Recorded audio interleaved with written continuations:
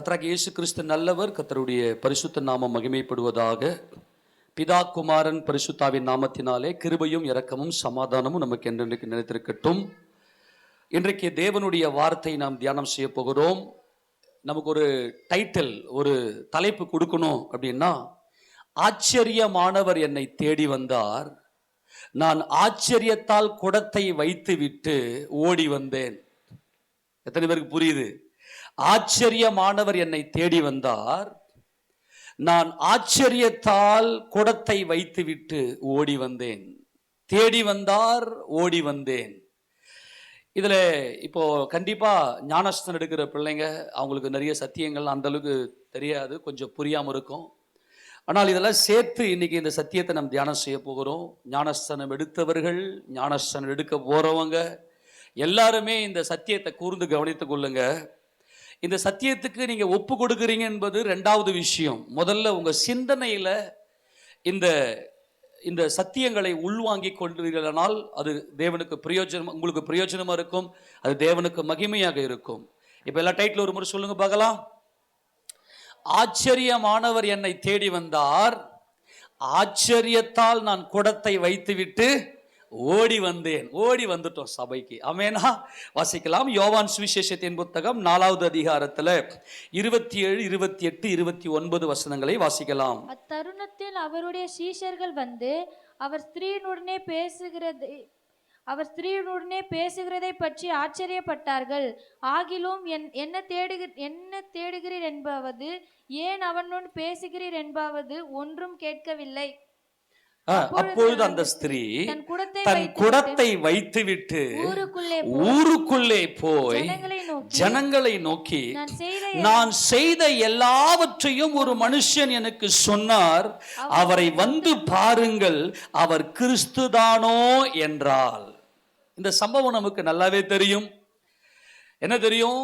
நமது கர்த்தராகிய இயேசு கிறிஸ்து ஊழியம் செய்த நாட்களிலே அநேக ஊழியங்கள் அவர் யூதேயாவிலும் கலிலேயம் செய்து கொண்டிருந்தார். பெரும்பாலான ஊழியங்கள் கலிலேயாவில் இருந்தது, யூதேயாவில் கொஞ்சம் குறைவாக இருந்தது. ஆனால் கடைசி நாட்களிலே, அவருடைய கடைசி நாட்களில் அதிகமாக யூதேயாவில் ஊழியம் செய்தார். இது ஊழியத்தினுடைய ஆரம்பத்தில் நடக்கிற காரியம். ஏனென்றால் அவர் ஞானஸ்நானம் எடுத்துவிட்டு அவர் கலிலேயாவுக்கு வந்து மறுபடியுமாய் அவர் ஒரு பண்டிகைக்கு வந்துட்டு அதுக்கப்புறமா மறுபடியும் கலிலேயாவுக்கு போவார்.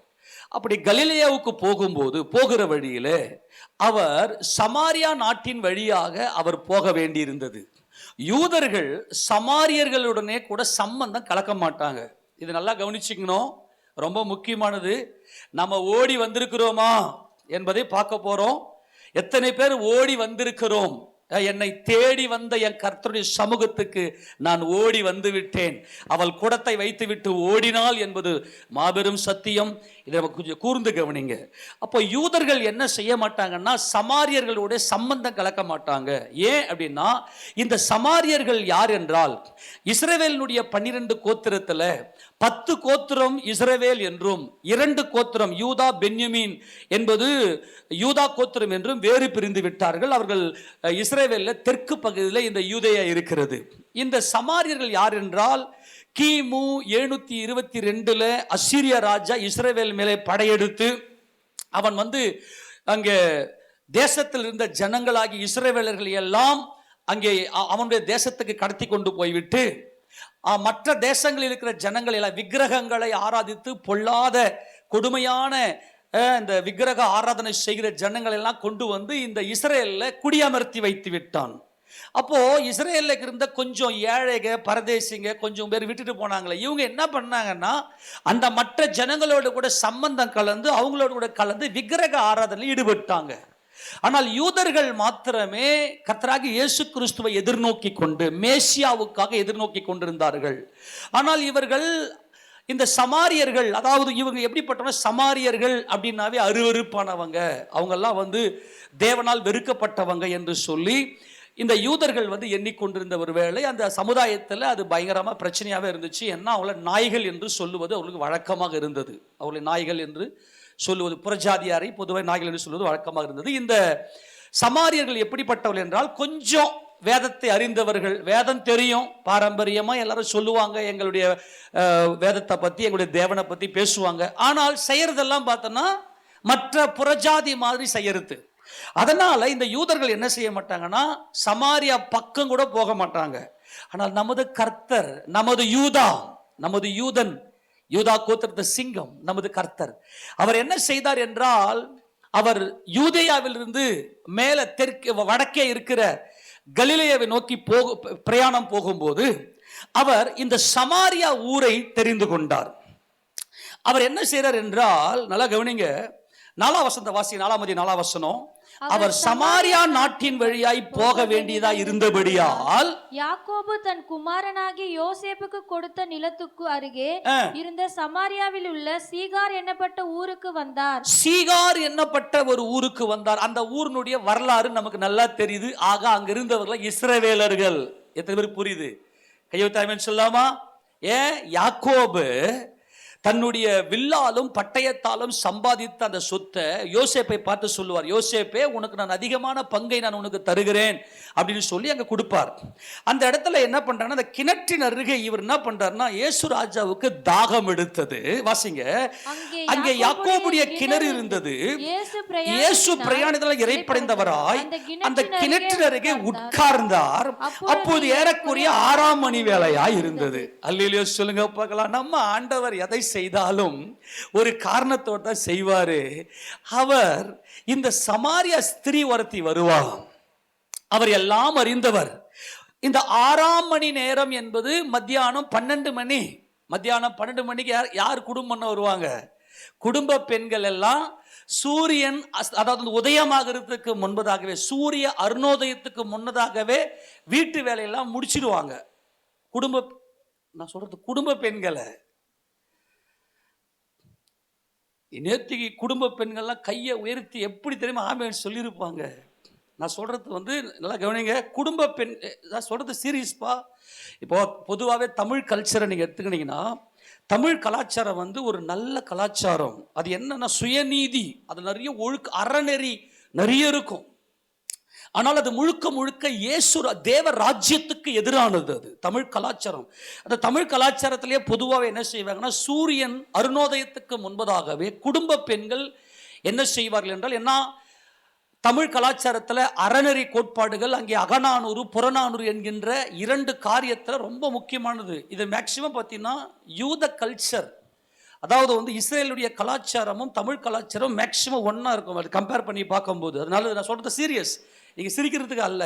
உண்மையிலேயே குடும்பம் பண்ற ஒரு குடும்ப பெண் தன் புருஷனோடு இசைந்து விட்டவள் சூரியன் அருணோதயத்திற்கு முன்பதாகவே வீட்டு வேலைகள் எல்லாம் செய்து முடித்து விடுவாள்.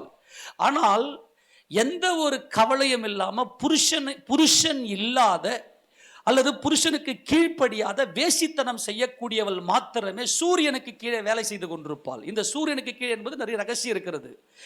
இயேசு ராஜா 6ஆம் மணி வேலையில முன்னாடியே போய் கிணத்தண்டியில உட்காந்துட்டாரு. ஏன்னா ஒருத்தி வருவா, அவளை நான் தேடி வந்திருக்கிறேன். அவர் காத்திருக்கிறார். அந்த கிணற்றண்டையில உட்காந்துட்டார், அந்த கிணத்து மேல உட்காந்துட்டார்.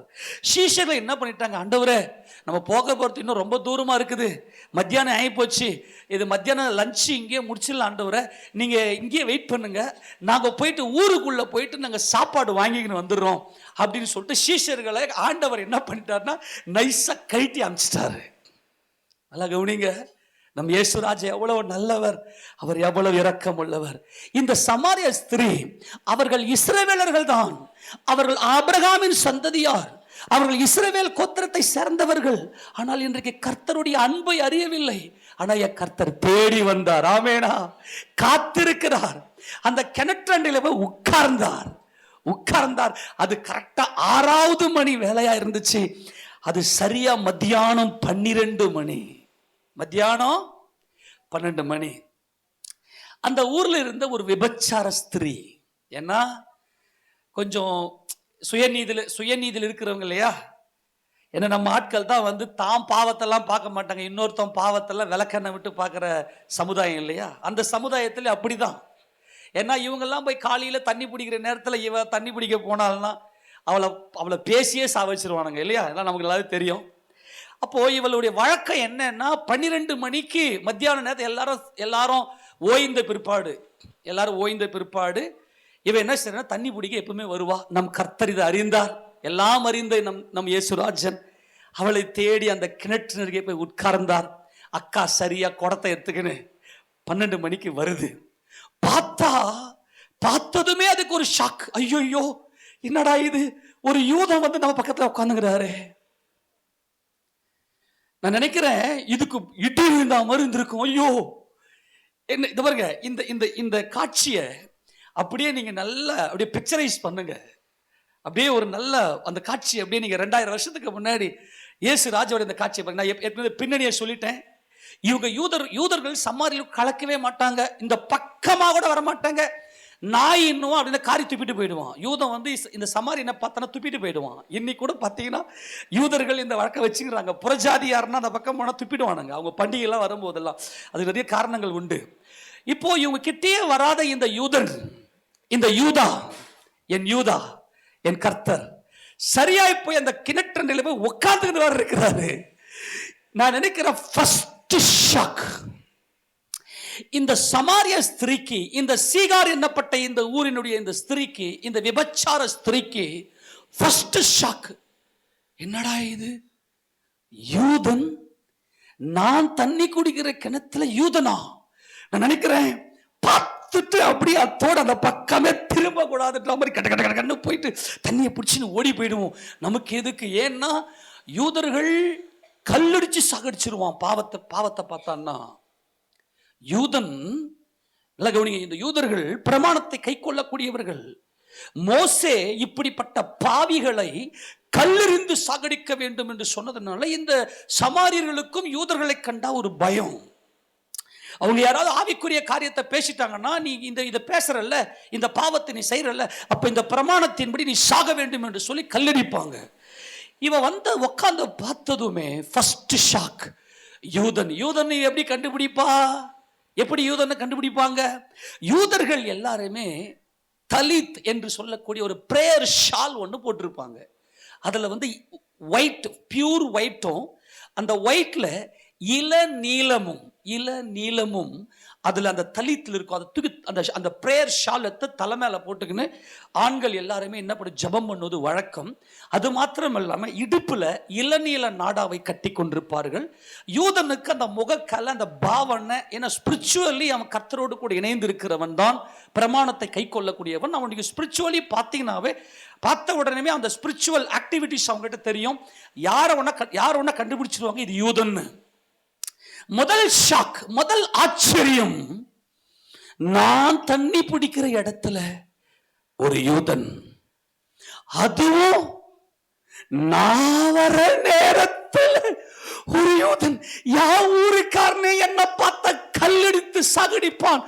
ஐயோ, ஒரு யூதன் கண்ணிலே மாட்டிவிட்டோம், எனக்கு என்ன நடக்குமோ தெரியவில்லை என்று டபுள் ஷாக்கோட முதல்ல ஒரு யூதன், அதுவும் நான் தண்ணி குடிக்கிற, நான் தண்ணி எடுக்கிற இந்த கிணற்றண்டையில, அதுவும் நான் வர நேரத்தில் ஒரு யூதன். அப்ப இந்த யூதன் பிளான் பண்ணி வந்திருப்பானோ? ஏன்னா இவ கல்லடிச்சு சாகடிச்சாங்கன்னா, தேவனுக்கென்று வைராக்கியம் பாராட்டுகிறோம், உங்களை சாகடிக்கிறவன் நான் தேவனுக்கு தொண்டு செய்கிறேன் என்று சொல்லக்கூடிய காலம் வரும் என்று சொல்லி கர்த்தர் சொன்னார். இதெல்லாம் எடுத்துக்காட்ட டைம் இல்லை, நான் வேகமா போற, கொஞ்சம் கூர்ந்து கவனிங்க. அப்போ இது வந்து சமாரியர்களுக்கு நல்லாவே தெரியும். அப்ப என்ன கல்லடிச்சு சாகடிச்சுட்டு தேவனுக்கு தொண்டு செய்ய வந்திருக்கிறாரோ இந்த யூதன். நமக்கு தேவை தண்ணி, நம்ம எஸ்கேப் ஆயிடுவோம் சொல்லி கண்டதும் காணாதோமா அப்படியே கற்பனை பண்ணுங்க. எல்லாம் கற்பனை பண்ணலாமா? இதான் அந்த கிணறு, பக்கத்துல ராஜா இருக்கிறாரு, நான் தான் இப்ப அந்த சமாரிய ஸ்திரீ கடைகன்னு குடத்தை எடுத்துன்னு வரேன், பார்க்கிறேன். பார்த்துட்டு உடனே அவ்வளவுதான், அதோட என் சைட் இந்த பக்கமே போகாது. கல்லு பக்கத்தில் இருக்கா, இன்னைக்கு நான் காலியா? அதுதான் இந்த மனநிலை இந்த சமாரியா ஸ்திரீக்கு. கட்ட உள்ள விட்டு, கட்ட உள்ள இந்த கிணற்ற தண்ணியை விட்டு கொஞ்சம் தண்ணியை முள்ள எடுத்து வாசிங்க. பல 9ஆம் வசனம். யூதர்கள் சமாரியருடனே சம்பந்த கலவாதவர்களானபடியா. என்னையா சம்பந்தம்? யூதா கோத்திரத்து சிங்கமே, நீங்கள் நீர் எங்களோடு சம்பந்தம் கலக்க மாட்டீரே. எப்படி இப்போ இந்த ஷாக் பாருங்க, இதை நீங்க பிராக்டிகலா புரிஞ்சாதான் இதனுடைய எஃபெக்ட் உங்களுக்கு புரியும். யூதர்கள் சமாரியருடனே அவன் காத்து கூட மேலப்படாது. சம்பந்தம் கலக்காதுன்னா என்ன அர்த்தம்? அவன் காத்து கூட மேலப்படக்கூடாது, அவன் எதிர கூட வரக்கூடாது. அதான் சம்பந்தம் கலக்காது இருக்கிறது. இப்ப எதிர வந்தாவே இன்னாருன்னு அந்த அறிவு வருது இல்லையா? அப்போ இவர் என்ன பண்ண, சம்பந்தம் கலவாத படி சமாரிய ஸ்திரீ அவரை நோக்கி, சரி 8 வாசிக்கணுமா? அப்பொழுது சமாரியா நாட்டான 7 வாசி. அவருடைய சீஷர்கள் போஜன பதார்த்தங்களை கொள்ளும்படி ஊருக்குள்ளே புரிஞ்சுங்க. சீஷர்கள் எங்க போயிட்டாங்க? ஆண்டவர் அமுச்சு விட்டாரு. எனக்கு தேவை இந்த ஸ்திரீ, எனக்கு தேவை இந்த ஸ்திரீ, எனக்கு தேவை இந்த ஸ்திரீ. நான் தாகமா இருக்கிறேன், நான் தாகமா இருக்கிறேன், எனக்கு தேவை இந்த ஸ்திரீ. எல்லாரையும் கைட்டி விட்டு கரெக்டா அவளை சந்திக்கும்படி வருகிறார். அப்போது சமாரியா நாட்டாளாகிய ஒரு ஸ்திரீ தண்ணீர் மொள்ள வந்தால் இயேசு அவளை நோக்கி தாகத்துக்கு தா என்றார். ஏற்கனவே சொல்லிட்டேன், உட்கார்ந்து யூதன் தெரியும். யூதர்கள் சம்பந்தம் கலக்க மாட்டாங்க. வந்திருக்கிறவர் என்ன கல்லடிச்சு சாகடிச்சிட்டு தேவனுக்கு தொண்டு செய்ய வந்திருக்கிறாரு போல என்ற பயம். இதையெல்லாம் தாண்டி 3வது ஷாக். என்ன ஷாக் அப்படின்னா, இந்த யூதன் சம்பந்தம் கலக்கிறாரு, என் தாகத்துக்கு தா என்று. அவளுக்கு இன்னும் தூக்கி வாரி போட்டு சண்டைக்கு வராரோ. அடுத்து வாசிங்க. இயேசு அவளுக்கு வாசி தொடர்ந்து 9 வாசி. யூதர்கள் சமாரியருடனே சம்பந்தம் கலவாதலானபடியால் சமாரிய ஸ்திரீ அவரை நோக்கி, நீர் யூதனா இருக்க சமாரிய ஸ்திரீயாகிய என்னிடத்தில் தாகத்துக்கு தா என்று எப்படி? நீங்க சண்டைக்கு வரதுக்கு முடியாது, நான் சண்டைக்கு வரேன்.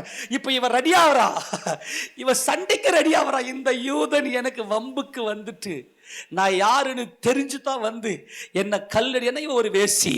ஏன்னா அக்கா எத்தனை மணிக்கு வருது? 12 மணிக்கு எழுந்து வருதுன்னா, நம்ம ஆட்களை பார்த்தீங்கன்னாக்கா 7 மணிக்கு எழுந்து நம்ம ஆட்கள் தண்ணி பிடிக்கிற ஆள்லாம் இருக்கிறாங்க. 7 மணிக்கு சூரியனுக்கு கீழே. இதெல்லாம் குடும்ப பெண்ணே கிடையாது இல்லையா? நம்மலாம் நீங்களாம் ரொம்ப நல்லவங்க, கர்த்தருக்கு ஸ்தோத்திரம். அதெல்லாம் கவனிங்க. சாமான் தேய்ச்சின்னு உட்காந்துருக்கோம். உட்காந்து எத்தனை மணிக்கு எல்லாம் எப்படி சொல்றது, நடு பகல் வரைக்கும் சாமான் தேய்ச்சி உட்காந்து. இதெல்லாம் பொறுப்பு இல்லாத, குடும்ப பயம் இல்லாத, அதெல்லாம் வேற விட்டுருங்க. இப்போ இவளுக்குள்ள என்ன ஒரு கான்செப்டுக்குள்ள வந்தா அப்படின்னா, எப்படியும் இந்த யூதன் சண்டைக்கு தான் வந்து உட்காந்துங்கிறாரு, நல்லா தெரியும்.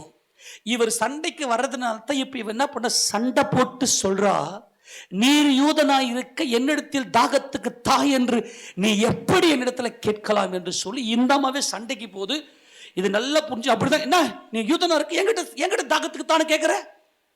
எப்படி இருக்கு சொல்லு பாருங்க. என்ன நீ யூதனா இருக்கிற? சான்ஸே இல்லையா, ஒரு யூதனும் எங்க கூட கலக்க மாட்டானே, நீ தாகத்துக்கு தானே கேட்கிற, என்ன சண்டைக்கு வரியா? அப்படிதான் ஆரம்பிச்சிருக்கும். உடனே அங்க வாசிங்க.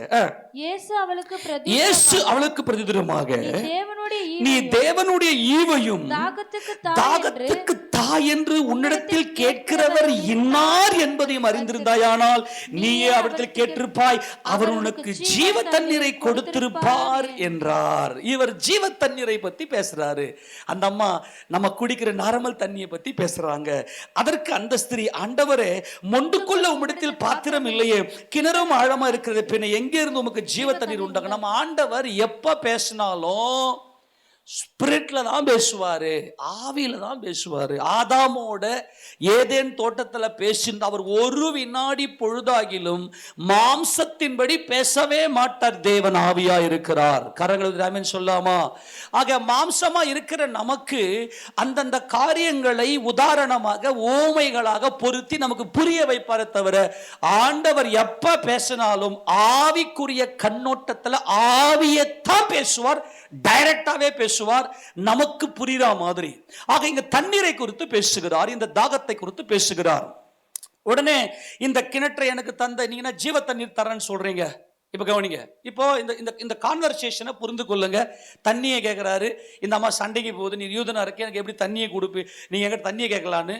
இல்லம்மா, தேவனுடைய ஈவையும் உங்ககிட்ட தண்ணி கேட்கிறேன், நான் வந்து யாருன்னு தெரிஞ்சா நீயே என்கிட்ட கேட்டிருப்ப, நான் உனக்கு ஜீவ தண்ணீரே கொடுத்திருப்பேன் அப்படின்னு சொன்னதும் இதுக்கு ஷாக்கு. அப்பனா இந்த கிணற்றை எங்களுக்கு தந்த என் பிதாவாகி யாக்கோபை விட நீ ரொம்ப பெரியவரோ? அப்பனா இவன் ஒரு இஸ்ரவேல் கோத்திரத்தை சார்ந்தவள். வாசிங்க பார்க்கலாம் 12ஆம் வசனம். இந்த கிணற்றை எங்களுக்கு தந்த நம்முடைய, இந்த கிணற்றை எங்களுக்கு தந்த நம்முடைய டாக்டரின் தெரிந்திருக்கு இவளுக்கு, இவளுக்கு தியாலஜி இருக்கு. நம்முடைய பிதாவாகிய யாக்கோபை பார்க்கிலும் நீர் பெரியவரோ? அவரும் அவர் பிள்ளைகளும் அவர் மிருகஜீவனும் இதில் குடித்தது உண்டே என்றால். நாங்க பாவம் செஞ்சு பிரிஞ்சு போயிருக்கிறோம்பா, ஆனால் இந்த கிணற்று நமக்கு கொடுத்த யாக்கோபுடைய பெரியவரா, பிதாக்களோட பெரியவரா? ஆபிரகாம் உண்டாகிறதுக்கு முன்னே நான் இருக்கிறேன்னு சொன்னாரு, கல்ல தூக்கினானுங்க. ராஜா வந்திருக்கிறவர் தெய்வம், தெய்வம் மனுஷனா வந்திருக்கு. இப்ப நல்லா கவனிங்க, இயேசுவுக்கு பதிலாக இந்த தண்ணீரை குடிக்கிறவனுக்கு மறுபடியும் தாகம் உண்டாகும். நான் கொடுக்கும் தண்ணீரை குடிக்கிறவனுக்கு ஒரு காலம் தாகம் உண்டாகாது. நான் உனக்கு கொடுக்கும் தண்ணீர் அவனுக்குள்ளே நித்திய ஜீவகாலமாய் ஊறுகிற நீர் ஊற்றாய் இருக்கும் என்றார். இந்த நீர் ஊற்றை உன் உள்ளத்தில் இருந்து நான் திறக்க செய்து உனக்கு நித்திய ஜீவனை நான் கொடுப்பேன் என்று சொல்லி கர்த்தர் நித்திய ஜீவனை குறித்து பேசினார். அந்த ஸ்திரீ அவரை நோக்கி, ஆண்டவரே, எனக்கு தாகம் உண்டாகாதபடி, தாகம் உண்டாகாமலும் நான் இங்கே மொண்டு கொள்ள வராமலும் இருக்கும்படி அந்த தண்ணீரை எனக்கு தர வேண்டும் என்றால் இயேசுவை நோக்கி, நீ போய் உன் புருஷன் இங்கே அழைத்து கொண்டு வா என்றார். ஓகே, இந்த அம்மா இந்த தண்ணியை கொடுங்க ஆண்டவரே அப்படின்னு கேட்டாங்க. உடனே கர்த்தர் பர்சனல், அந்த பர்சனல் ஆக்டிவிட்டிஸ்ல கை வைக்கிறாரு. சரிம்மா, நீ போயிட்டு இப்பதான் உள்ள நுழையிறாரு. ஃபர்ஸ்ட் பிசிக்கலா வந்துட்டாரு. எழுத்தின்படி அந்த அவளோடு கூட வந்து கொஞ்சம் பேச்சுவார்த்தை கொடுத்து கொஞ்சம் ஃப்ரீ பண்ணிட்டாரு. ஃப்ரீ பண்ணிட்டு இப்போ பர்சனல் லைஃப்குள்ள போறாரு. பர்சனல் லைஃப்குள்ள போகும்போது இப்போ உன் புருஷனை கூட்டினவா அப்படின்னு சொன்னதும் அதற்கு அந்த ஸ்திரீ, எனக்கு புருஷன் இல்லை என்றால், இயேசு அவளை நோக்கி, எனக்கு புருஷன் இல்லை என்று சொன்னது சரிதான். எப்படி எனில் 5 புருஷர் உனக்கு இருந்தார்கள், இப்பொழுது உனக்கு இருக்கிறவன் உனக்கு புருஷன் அல்ல, இதை உள்ளபடி சொன்னாய். 5 பேர் இவ கூட குடும்பம் இருக்கிறான். ஆக்சுவலா இவ வந்து நல்ல ஒரு வேசி. 5 பேரை மாத்திட்டா இப்ப இருக்கிறவன் 6வது புருஷன். 6வதா ஒருத்தன் வீட்டில் இருக்கிறான். இப்ப கர்த்தர் சொல்றாரு, இவனும் வந்து உனக்கு என்ன இல்லை, இவனும் உன் புருஷன். சொல்லுங்க, இவனும் உன் புருஷன் இல்ல, நீ உண்மையதாமா சொன்ன அப்படின்னு சொன்னதும் இவளுக்கு இன்னும் ஷாக், இடி மேல் ஆச்சரியத்தின் மேல் ஆச்சரியம். ஆண்டவரே, அப்ப சொன்னதுமே அப்போது அந்த ஸ்திரீ அவரை நோக்கி, ஆண்டவரே, நீர் தீர்க்கதரிசி என்று காண்கிறேன். நல்லா கவனிங்க, ஏன்னா இந்த யூதனுக்கு நான் யார் என்றோ என் வாழ்க்கை என்ன என்றோ முன்ன பின்ன பார்த்ததில்லை, என்னை பத்தி எதுவுமே தெரியாது. ஆனால் நீர் தீர்க்கதரிசியா இருக்கிறீர். நல்லா கவனித்துக் கொள்ளுங்க, நீர் தீர்க்கதரிசி. தீர்க்கதரிசி என்றால் தேவனுடைய வார்த்தையை வெளிப்படுத்துகிறவர், தேவனை குறித்த வெளிப்பாடை பெற்றவர், தேவனை வெளிப்படுத்துகிறவர் தான் தீர்க்கதரிசி. இவள் உடனே கண்டு கொண்டால், நீர் தீர்க்கதரிசி என்று நான் காண்கிறேன். நீ ஒரு தீர்க்கதரிசி, தேவனிடத்திலிருந்து வந்தவரால மட்டும்தான் என் வாழ்க்கை பத்தி தெரியும், என்னை பத்தி தெரியும், என்னை பற்றி தேவனுக்கு தெரியும், என்னை பத்தி எனக்கு தெரியும், என்னை பத்தி தேவனுக்கு மட்டும்தான் தெரியும். ஆனால் என்னை பற்றி எல்லாவற்றையும் நீர் அறிந்திருக்கிறீர், நீர் தேவனுடைய தீர்க்கதரிசியா இருக்கிறீர் அப்படின்னு சொல்லிட்டு உடனே கர்த்தரிடத்துல தியாலஜி பேசுறாவ. அவளுக்குள்ள எங்கேயோ ஒரு மூலையில பக்தி, தேவ பக்தி. ஆபிரகாமினுடைய தேவன், ஈசாக்கின் தேவன், யாக்கோபின் தேவன் மேல ஒரு வெளிச்சம். அவர் வாக்குத்தத்தங்களின் தேவனாய் இருக்கிறார், அவர் வாக்குத்தத்தங்களை நிறைவேற்ற வல்லவராய் இருக்கிறார், அவர் எங்களுக்கு மேசியாவை அனுப்புவார் என்று அவளுக்குள்ள மேசியாவின் மேல ஒரு தாகமும் தவிப்பும் இருந்தபடினாலே அவள் உடனே தீர்க்கதரிசி என்று சொன்ன உடனே, அறிக்கை செய்த உடனே இறையியலை பேசுகிறாள். இறையில் அவளுக்கு பைபிள் நல்லா படித்திருக்கிறாள், அவள் நல்ல ஆவிக்குரிய வாழ்க்கையில் இருந்திருக்கிறாள். ஆனால் எங்கேயோ ஒரு இடத்துல ஒரு ஓட்டை, அவள் வாழ்க்கை சூனியமாகி அவள் ஒரு வேசியாக இருக்கிறாள். 5 புருஷர் உனக்கு இருந்தார்கள், இப்போது இருக்கிற உனக்கு புருஷன் இல்லை, நீ உள்ளபடியே சொன்னாய், நீ உண்மையை சொன்னாய் சொன்னதுமே நீ தீர்க்கதரிசின்னு சொல்லிட்டு, ஆண்டவரே, எங்க பிதாக்கள்லாம் இந்த மலையில தொழுது கொள்ளணும்னு சொல்லி கொடுக்குறாங்க, ஆனா யூதர்கள் நீங்க மட்டும் எப்படி எருசலேம்ல மட்டும் தான் தொழுது கொள்ளணும்னு சொல்றீங்க, அதுக்கு சொல்லி கொடுங்களா ஆண்டவரே. எவ்வளவு பெரிய வாஞ்சை இல்லை இவளுக்கு, ஏன்னா கெரிசி மலை, இந்த கெரிசி மலையில மோசே கிட்ட யோசுவா கிட்ட ஆண்டவர் சொல்லியிருப்பாரு, இந்த நியாயப்பிரமாண புஸ்தகத்தில் எழுதப்பட்ட நியாயப்பிரமாணத்தை எல்லாம் ஏபால் மலையில ஒரு கல்லை நாட்டி அதுல போயிட்டு இந்த நியாயப்பிரமாண புஸ்தகத்தில் இருக்கிற வார்த்தையெல்லாம் எழுதி ஏபால் மலையில சாபமும் கெரிசி மலையில ஆசீர்வாதமும் கூறும்படி கர்த்தர் சொன்னார். அதனால இஸ்ரவேலர்கள் இந்த கெரிசி மலையில நாங்கள்லாம் தொழுது கொள்ளுகிறோம். ஆனால் யூதர்கள்லாம் ஒரு வழக்கமாக சொல்றீங்க, வருஷத்துக்கு 3 தரம் எருசலேமுக்கு வரணும், அப்படி எருசலேமுக்கு வராதவன்லாம் அவன் யூதனே கிடையாது அப்படின்னு சொல்றீங்க. நீங்க என்ன எருசலேமில் தொழுது கொள்ள சொல்றீங்க, என்ன காரணம்? அவளுக்குள்ள இருந்த ஆவிக்குரிய அந்த காரியத்துல தேவனை அறிகிற அந்த அறிவின் மேல் இருந்த அந்த ஒரு வாஞ்சை, அதனால்தான் கர்த்தர் அவளை தேடி வந்தார். இன்னைக்கு எத்தனை பேருக்குங்க தேவன் மேல ஆசை இருக்கு? இன்னைக்கு எத்தனை பேருக்கு தேவனுடைய வார்த்தையின் மேல ஆசை இருக்கு? இப்ப நல்லா கவனிக்கணும். அங்கே வந்ததுமே அங்க நடந்த சம்பவம் நமக்கு எல்லாம் தெரியும். அப்பொழுது கர்த்தர் சொல்றாரு, எங்கள் பிதாக்கள் இந்த மலையிலே தொழுது கொண்டு வந்தார்கள், நீங்கள் எருசலேமில் இருக்கிற ஸ்தலத்தில் தொழுது கொள்ள வேண்டும் என்கிறீர்களே என்றான். ஏன்னா ஒரு யூதன் வருஷத்துக்கு எத்தனை தரம் எருசலேமுக்கு போய் ஆகணும்? 3 தரம் போய் ஆகணும். அதற்கு இயேசு, ஸ்திரீயே நான் சொல்லுவதை நம்பு, நீங்கள் இந்த மலையிலும் எருசலேமிலும் மாத்திரமல்ல எங்கும் பிதாவை தொழுது கொள்ளும் காலம் வருகிறது. நல்லா கவனிக்கணும்.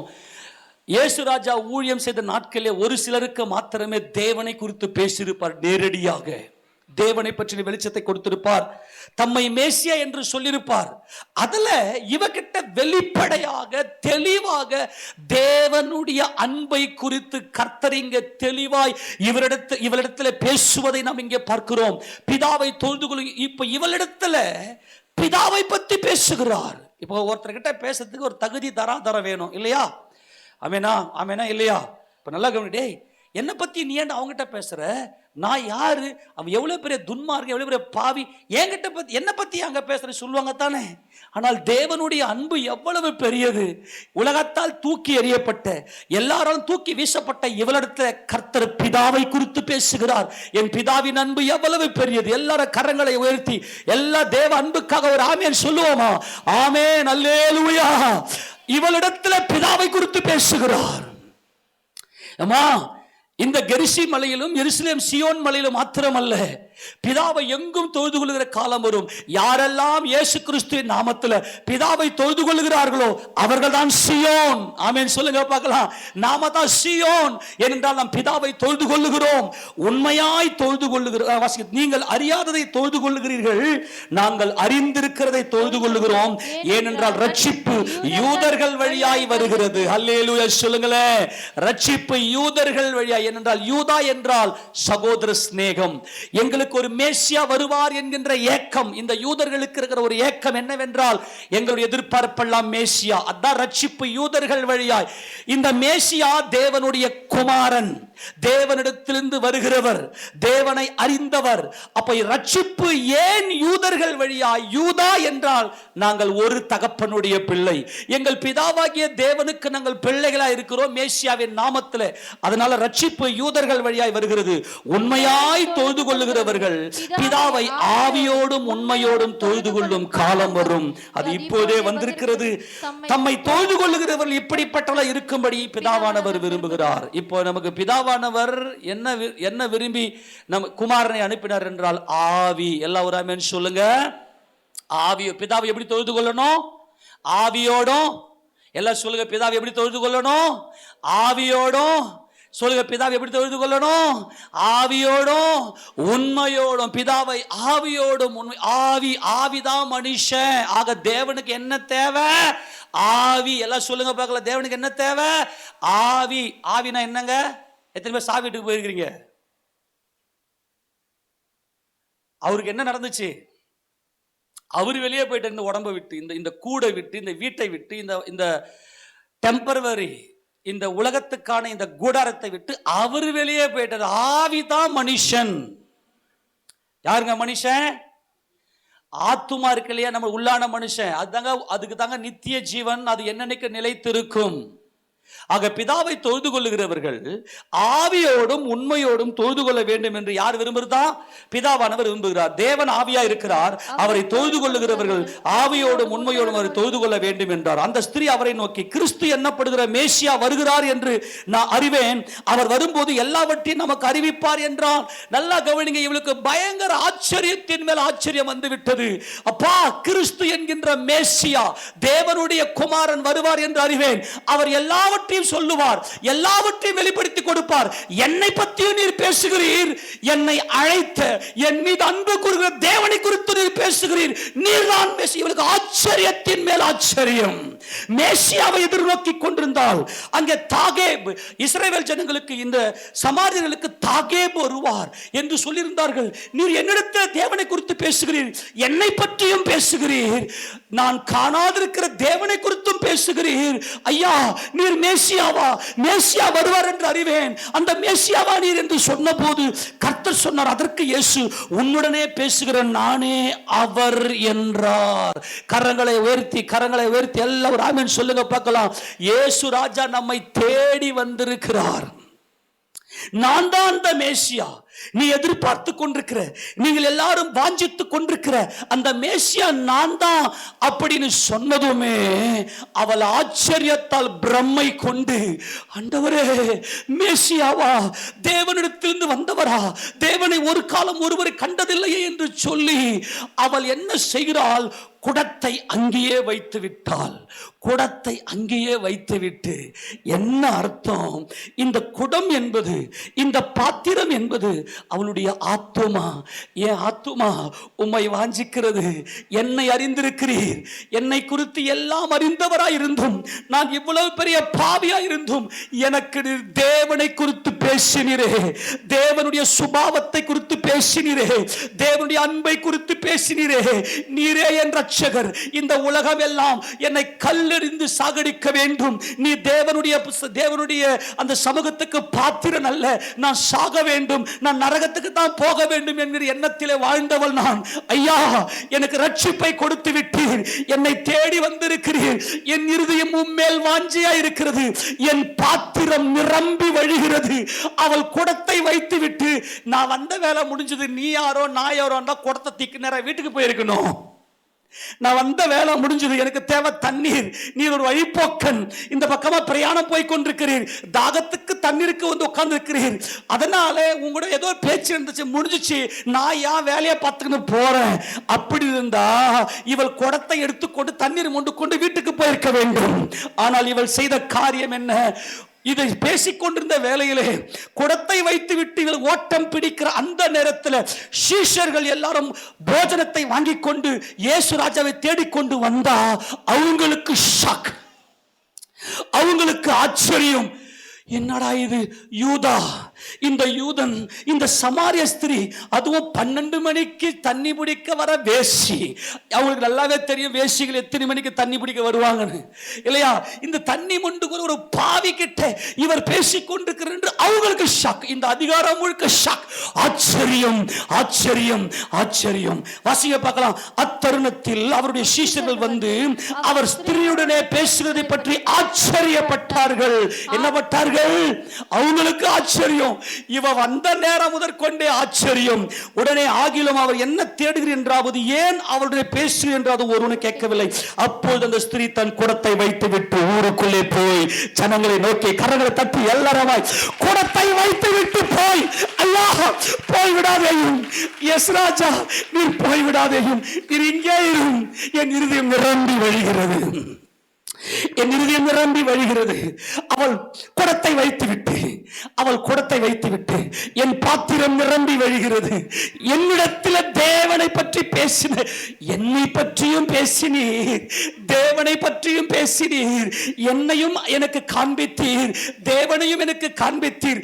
குடத்தை வைத்து விட்டு, அல்லேலூயா, அவள் ஜீவனையே அவருக்கு கொடுத்து விட்டு, அல்லேலூயா, ஓடி ஊருக்குள்ள போய், அம்மா ஐயா என்ன பத்தி ஒருத்தர் சொல்லிட்டாரு, நான் பாவி என்று உங்களுக்கு தெரியும், நான் பாவி. நல்லா கவனி, பாவி என்ற உணர்வு இல்லாம ஒருத்தரும் சர்ச்சுக்குள்ள இருக்கவே முடியாது. மகிமையெல்லாம் தேவனுக்கு, இயேசுராஜா நாமத்துக்கு.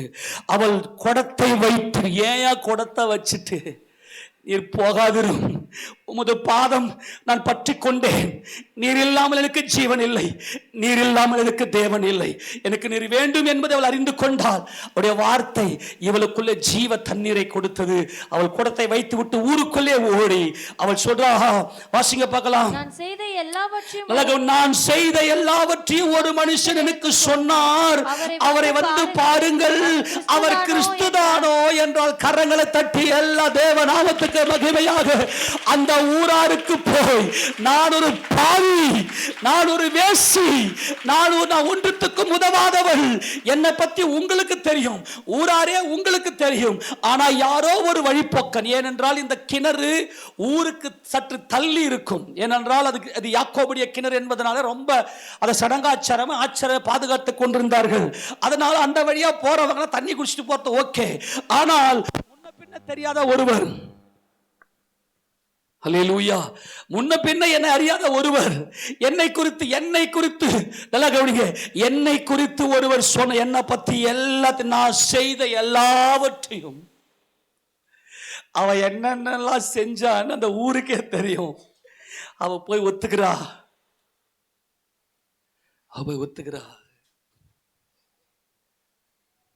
சரி, இந்த பாவியான ஸ்திரியை அந்த ஊருக்குள்ள சண்டைக்கு போக முடியுமா? அவ ஏய் நீனா ஒழுகுமா போ, இந்த ஒரே வார்த்தையில உடஞ்சி உட்காந்துருவா. அவ எதையுமே செய்ய முடியாது. பாவின்னு உணர்ந்தவங்க வம்புக்கே போக மாட்டாங்க, அன்பா இருப்பாங்க.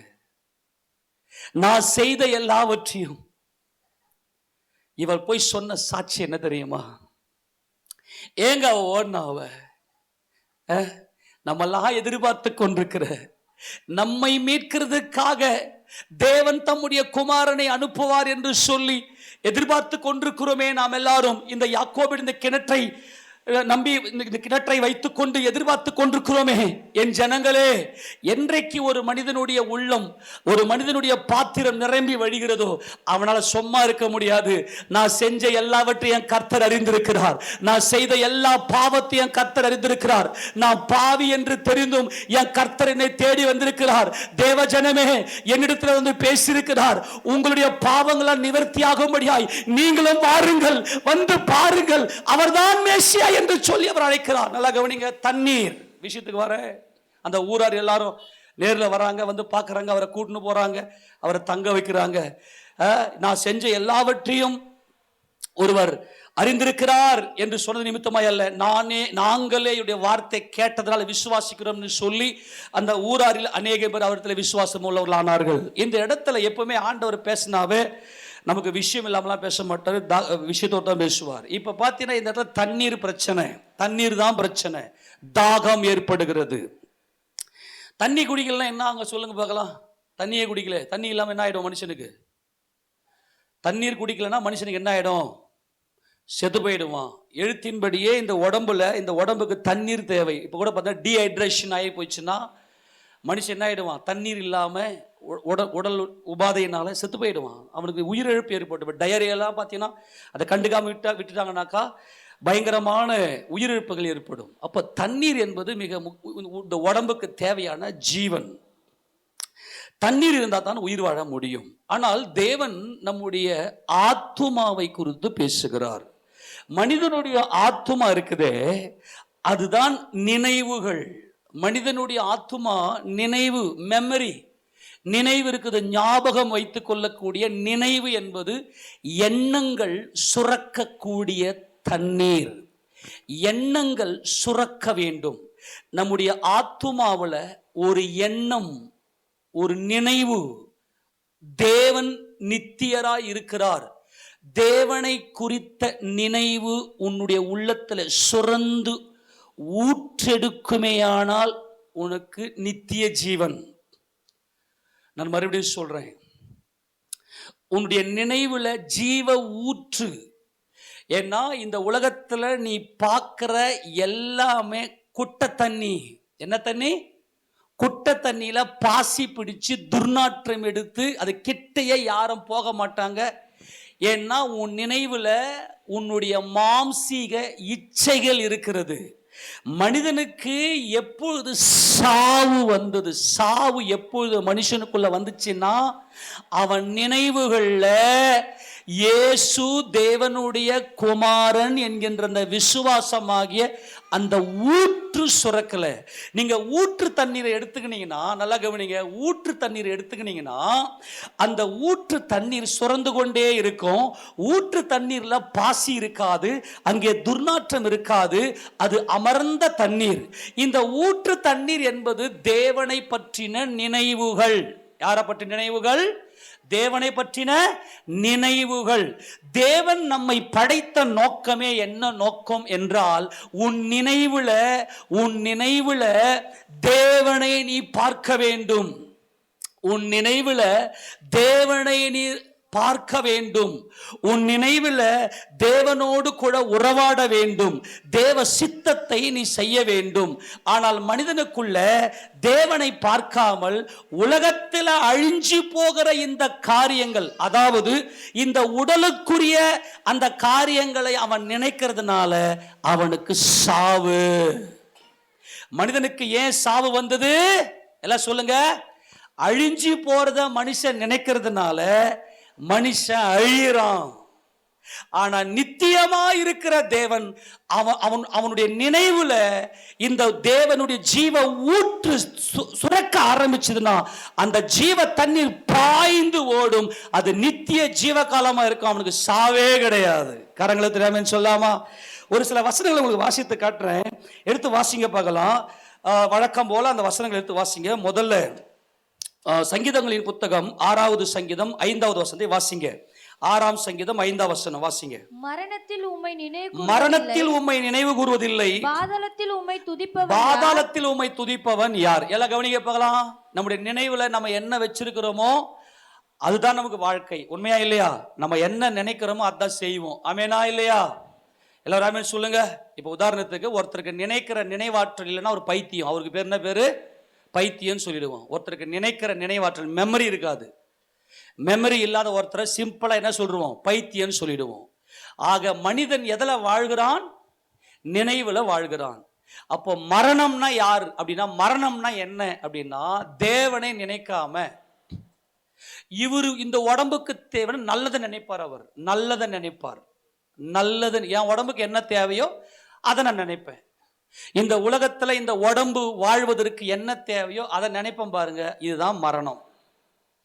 ரட்சிக்கப்பட்டிருக்கிற நாம் எதுக்காக உள்ள வரோம்னா, முழுக்க முழுக்க இந்த உலகத்தின் தேவைகளை, இந்த நினைவுகளை, இதெல்லாம் கொட்டை தண்ணி.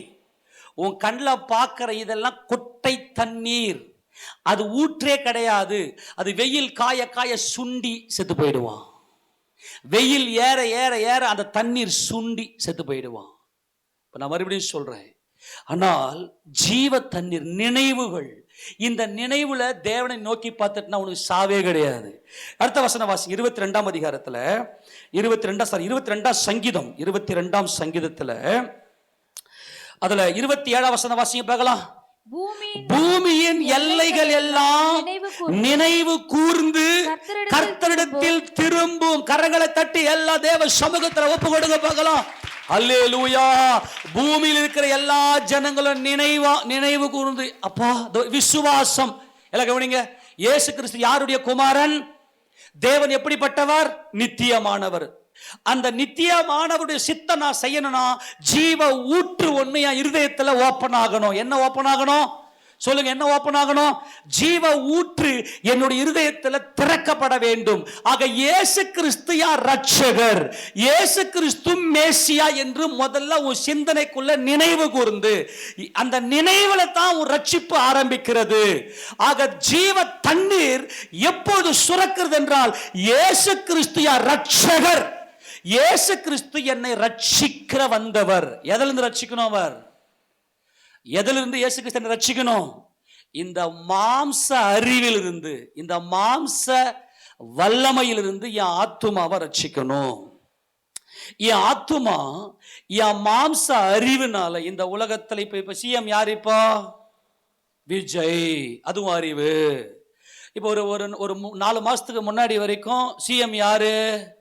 ஸ்டாலின். இது எல்லாம் கொட்ட தண்ணி. ஆமென். இப்ப என்ன படம் ரிலீஸ் ஆயிருக்குது சொல்லுங்க? இப்ப என்ன படம் ரிலீஸ் ஆயிருக்குது? இதெல்லாம் குட்டை தண்ணி. அப்புறம் நம்ம ஊருக்கு இப்ப எலெக்ஷன், இப்ப நம்ம ஊர் தலைவர் இருக்கிறாங்களா? இல்ல. காலையில் 8 மணிக்கு தண்ணி வந்துச்சு, குட்டை தண்ணி. அப்புறம் அந்த அந்த அந்த பக்கத்து வீட்டில் இருக்கிறவன் அவன் பொண்டாட்டியை விட்டுட்டு அவனை விட்டு ஓடி போயிட்டாலாம், குட்டை தண்ணி. அப்புறம் அவன் என்ன அடிச்சாலாம், அந்த ஊர்ல இது நடந்துச்சான், ஜப்பான்ல நிலநடுக்கமா, அப்புறம் இங்க சுனாமியா. இதெல்லாம் என்னது? நீ கேட்கிற, நீ பார்க்கிற, உன் சிந்தனையில் ஊறுகிற எல்லாம் குட்டை தண்ணி. அப்படி செத்துருவ, உனக்கு சாவு நிச்சயம். ஏன்னா என் ஜனங்கள் 2 காரியத்தை தெரிந்து கொண்டாங்க. சொல்ற அந்த வசனத்தை வாசிங்க பார்க்கலாம். என் ஜனங்கள், இந்த ஜனங்கள் என்ன பண்ணுவாங்களா?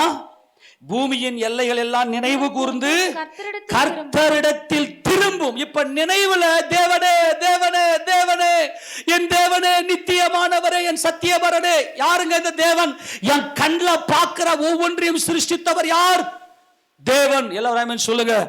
நான் இந்த உலகம், என் கண்ணில் பார்க்கிற ஒவ்வொன்றையும், நான் கேட்கிற ஒவ்வொன்றையும், நான் பார்க்கிற, நான் ருசிக்கிற, சுவைக்கிற எல்லாவற்றையும் சிருஷ்டித்தவர் யார்? தேவன். இந்த தேவனை எப்படி அறிந்திருக்கிறேன்? நல்லா கவனிங்க. கர்த்தர் திரும்பும் ஜாதிகளுடைய சந்ததிகள் உமது சமூகத்தில் தொழுது கொள்ளும். பிதாவை தொழுது கொள்ளுகிறவர்கள் ஆவியோடும் உண்மையோடும் தொழுது கொள்ளும். ஆண்டவரே, எல்லாமே மாயப்பா. என் மனைவி, உன் வீட்டுக்காரி பேர் சொல்லு, உன் மனசுல சொல்லு, உன் வீட்டுக்காரி பேர் சொல்லு. உன் வீட்டுக்காரி ஒரு நாள், உன் மனைவி பேர் சொல்லிக்க ஒரு நாள். இப்போ உன் இருதயத்துக்குள்ள பிரச்சனையே யாரு? என் வீட்டுக்காரன், என் வீட்டுக்காரன், என் வீட்டுக்காரங்கிறானே. உனக்கு சாவு நிச்சயம். உன் நினைவில் இப்ப யாரு? நேற்று என் வீட்டுக்காரர் என்ன தெரியுமா பண்ணான், அந்த எதிர் வீட்டுக்காரி என்ன தெரியுமா செஞ்சா, அவன் எனக்கு என்ன தெரியுமா பண்ணான். இந்த நினைவில் இருக்கிற நீ யாரு? சாவுகிறாகி. சொல்லு, எல்லாம் ஒரு ஆயத்தை சொல்லு. சாவுகிறாகி சொல்லுங்க. சாவுகிறாக்கி. இதுக்கு சாவு நிச்சயம். ஆனால் இயேசு கிறிஸ்து எதுக்கு வந்தார் இந்த உலகத்தில்னா, அவர் தான் ஜீவ ஊற்று. அவர் யாருடைய குமாரன்? தேவனுடைய குமாரன். அவர் யாருடைய குமாரன்? தேவன் யார்? நித்தியமானவர். தேவன் யார்? எல்லாம் வாய்த்த சொல்லு. தேவன் யார்? நித்தியமான. தேவன் யார் சொல்லுங்க. எல்லாம் வாய்த்த சொல்லு. தேவன் யார்? நித்தியமானவர். அவரே சத்தியபரன். ஆக இந்த ஜனங்கள் எல்லாம் என்கிட்ட நினைவில், அவருடைய நினைவில் என்னை நோக்கி பார்த்து, என் தேவனே, என் தேவையெல்லாம் நீரே. என் தேவையெல்லாம், என் தேவையெல்லாம். ஒரு நாள் இந்த உடல் சாகுமே, ஆண்டவரே நீ சத்தியபரனா இருக்கிறீர். எல்லாவற்றையும் உயிரோடு இருக்க செய்கிற தேவனா இருக்கிறீர். எல்லாவற்றையும் உயிர்ப்பித்து எங்களை உயிர்ப்பிக்கிற கர்த்தரா இருக்கிறீர். அதனால் என் தேவையெல்லாம் நீரே என்று சொல்லி சபைக்கு வரமே, நாம தான் தேவனுடைய பிள்ளைகளாக, நீதிமான்களாக இருக்கிறோம். 33வது சங்கீதம் திருப்பி கொள்ளுங்க. 33வது சங்கீதத்துல 10ஆம் வசனத்தை வாசிங்க பார்க்கலாம். 10ஆம் வசனத்தை வாசிங்க. கர்த்தர் ஜாதிகளின் ஆலோசனையை விருதாவாக்கி ஜனங்களுடைய நினைவுகளை அழித்து போடுவார். அவமாக்குவார் என்றால் அழித்து போடுவார். யார் யாரெல்லாம் இந்த உலக வாழ்க்கைக்காக எனக்கு இது வேணும், எனக்கு அது வேணும், எனக்கு இப்படி வேணும், அப்படி வேணும்னு நீங்க யாரெல்லாம் என்னென்ன நினைச்சீங்களோ, இந்த பூமியில் இருக்கிற மனுஷனை, பிரச்சனைய, போராட்டங்கள் இதெல்லாம் நினைச்சீங்களோ, உங்களை அழிப்பார். யாரெல்லாம் தங்களுடைய நினைவில் என் தேவன், என் தேவன், என் தேவன், என் தேவன் என்று நினைச்சாங்களோ அவங்க என்றென்றைக்கும் நிலைத்திருப்பார்கள். அடுத்த வசனம் வாசிங்க. கர்த்தருடைய ஆலோசனை நித்திய காலமாகவும் அவருடைய இருதயத்தின் நினைவுகள் தலைமுறை தலைமுறையாகவும் நிற்கும். கரங்களை உயர்த்தி ஆமென் சொல்லாமா? கர்த்தரை தங்களுக்கு தெய்வமாக கொண்ட ஜாதியும் அவர் தமக்கு சுதந்திரமாக தெரிந்து கொண்ட ஜனமும் பாக்கியம் உள்ளது. மனுஷன் எதில் தான் வாழறான்? நினைவில் தான் வாழறான். எதை நினைக்கணும்? அறிவில். இந்த மாம்ச அறிவின் நினைவில் தான் மனுஷன் வாழ்கிறான். அவன் இருதயத்துல என்ன இருக்குது அப்படின்னா அந்த நினைவுல தான் மனுஷன் வாழ்கிறான். மெமரியில தான் மனிதனுடைய வாழ்க்கை இருக்கிறது. அப்ப என்ன பண்றது? என் மாம்ச அறிவுல தான் நான் வாழ முடியும். நான் என்ன சாப்பிடணும், நான் எப்படி உடுத்தணும், நான் என்ன எப்படி சம்பாதிக்கணும், நான் எப்படி வீடு கட்டணும், இதை தான் நினைக்க முடியும். உனக்கு சாவு நிச்சயம். இதுதான் சாவுகிறாகி. இதுதான் குட்டை தண்ணி. என் ஜனங்கள் 2 தீமையை தெரிந்து கொண்டார்கள். ஒன்று, ஜீவ தண்ணீர் ஊற்றாகிய என்னை விட்டு விட்டார்கள். வெடிப்பு உள்ள தொட்டிகளை கொட்டையை தெரிந்து கொண்டார்கள் என்று எரேமியா 2ஆம் அதிகாரத்தில் கர்த்தர் சொல்லுகிறார். ஏதேன் தோட்டத்தில் இந்த மனுஷன் பாவம் செய்ததும் மனிதனுக்கு உள்ளே என்ன நடந்தது வாசிக்க பார்க்கலாம். எரேமியா தீர்க்கதரிசியின் புத்தகம் 2ஆம் அதிகாரம் 13ஆம் வசனம் வாசி. எரேமியா 2:13 ஜனங்கள் என் ஜனங்கள் இரண்டு தீமைகளை செய்தார்கள், ஜீவ தண்ணீர் ஊற்றாகிய என்னை விட்டு விட்டார்கள், தண்ணீர் நிற்காத தொட்டிகளாகிய வெடிப்புள்ள தொட்டிகளை தங்களுக்கு தெரிந்து கொண்டு. ரெண்டு தீமைகளை ஜனங்கள் செய்திருக்கிறார்கள். உலகத்தில் இருக்கிற எல்லா ஜனங்களும் ரெண்டு தீமைகளை செய்திருக்கிறார்கள். ஒன்று, ஜீவ தண்ணீர் ஊற்றாகிய என்னை யாரை விட்டாங்க? இயேசு கிறிஸ்துவை விட்டு விட்டார்கள். இயேசு கிறிஸ்தான் ஜீவ ஊற்று. என்னை விசுவாசிக்கிறவன் உள்ளத்திலிருந்து ஜீவ தண்ணீர் உள்ள ஊற்றுகள் புறப்படும் என்று சொன்னாரே. யாரை விட்டுட்டான் இந்த ஆதாம்? யாரை விட்டுட்டான் ஆதாம்? இயேசு ராஜா என் ரட்சகர், அவர் தேவனுடைய குமாரன், இயேசுவே என் ரட்சகர், அவர்தான் என் ஜீவன், அவர் என்றென்றைக்கும் நிலைத்திருக்கிறவர், அவர் நித்திய ஜீவனை உடையவர், அவர் என் மேசியா என்று அவரை நினைக்கிற அந்த நினைவு யாருக்கெல்லாம் இல்லையோ அவர்கள் என்ன செய்திருக்கிறார்கள் என்றால் இன்னொரு தீமை செஞ்சிருக்கிறாங்க. என்னன்னா தொட்டி. என்ன தொட்டி? உன் மூஞ்சிக்கு என்னென்னலாம் தேவை, இந்த உடம்புக்கு என்னென்னலாம் தேவை, இந்த உலகத்துல உயிர் வாழ்வதற்கு என்னென்னலாம் தேவைன்னு இதை பற்றி யோசிக்கிறது. கவனி, உன் நினைவுல இந்த மாம்ச, உன் ஆத்துமாவில் இந்த மாம்ச நினைவு போயிட்டு தேவனை முகமுகமா நீ பார்த்துட்டன்னா மீட்கப்பட்டு, இதுதான் ரட்சிப்பு. இதான் சர்ச்சைக்கு வரவங்க. இவங்க என்ன பண்ணிட்டாங்கன்னா தண்ணீர் நிற்காத தொட்டிகளாகிய வெடிப்புள்ள தொட்டிகளை தங்களுக்கு வெட்டி கொண்டார்கள். சரி, இப்ப கவனிங்க பாருங்க. இந்த வெடிப்புள்ள தொட்டி என்பது என்னதுன்னா இந்த மாம்ச அறிவு. இந்த மாம்ச அறிவு என்ன பண்ணுது? இல்ல கவனி, இந்த ஆத்துமா என்ன பண்ணிருச்சுன்னா நான் அப்படின்னு சொல்லி இந்த மாம்ச அறிவு எனக்கு போதுமானதுன்னு சொல்லி இந்த மாம்ச உடல் கொடுக்கிற இந்த சந்தோஷத்துல இந்த ஆத்துமா நிறைந்து நல்லா சாப்பிடணும், நல்லா சாப்பிடணும், நல்லா சம்பாதிக்கணும், நல்லா இந்த உலகத்தில் இருக்கிற சுகங்கள் எல்லாம் அனுபவிக்கணும். ஒரு ஸ்டேஜில் இந்த உடம்பு உனக்கு என்ன கொடுக்காதுன்னா எந்த அறிவையும் கொடுக்காது.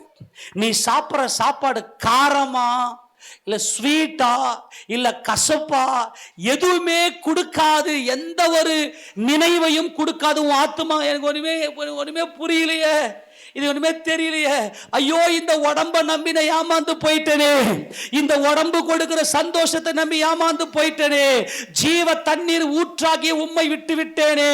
கர்த்தருக்கு இருக்கக்கூடிய மிகப்பெரிய ஒரு வேதனை என்னவென்று சொன்னால் உன் மனதில் என்ன வைக்கலையே. உன் மனதில் நீ என்ன வச்சா மட்டும்தான் உனக்கு ஜீவன், இல்லைனா உனக்கு அக்கினி கடல். ஏனென்றால் அந்த அந்த அந்த வெடிப்புள்ள தொட்டி தண்ணீர் நிற்கல, உனக்கு நினைவு இல்லை. இப்போ வயசாயிட்டு சாகுறாங்க இல்லையா, அவங்கள போய் பாருங்க பார்க்கலாம். மா பாட்டிமா நான் தான் வந்திருக்கிறேன். யாரு? நான் தான்மா ஒன்று விட்டு பேர. யாருன்னே தெரியலையாப்பா. அந்த தண்ணி இப்போ இந்த ஆத்மாவுக்கு உள்ள போகல.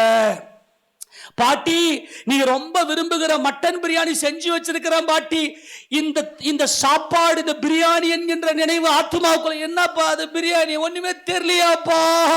இந்த உடம்ப நம்பி வாழ்ந்த ஆத்மாவே, அவர் 6ஆம் மணி வேளையிலே கர்த்தராகிய இயேசு கிறிஸ்து அங்கே அந்த சீகார் என்னப்பட்ட கிணற்றண்டையிலே அங்கே போய் 6ஆம் மணி வேளையிலே உட்கார்ந்தார்.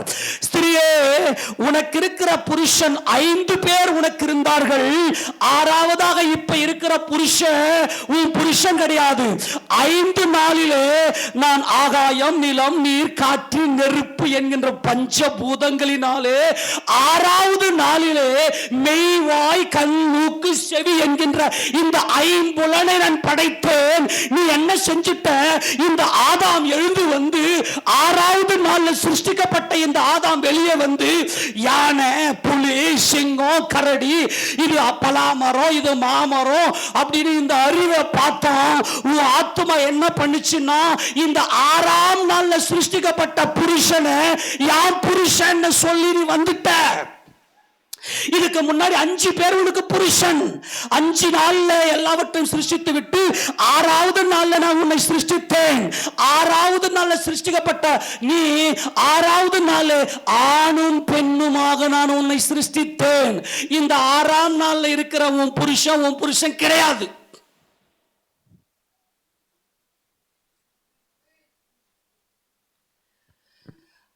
ஆறாம் நாள் இருக்கிற இந்த ஆண் உன் புருஷன் கிடையாது.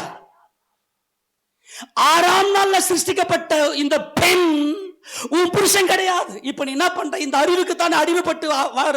ஐயோ இந்த அறிவு இருக்குதே, இந்த அறிவு. இப்ப உதாரணத்துக்கு நான் ஒரு பெண் ஒரு ஆணை பார்த்த உடனே அறிவு சொல்லுவாங்க, ஆணப்பார் ஆணப்பார். ஒரு ஆண் அங்க பார், பெண்ணப்பார் பெண்ணப்பார். உன் ஆத்துமாவை அடிமைப்படுத்துறான் இந்த புருஷன்.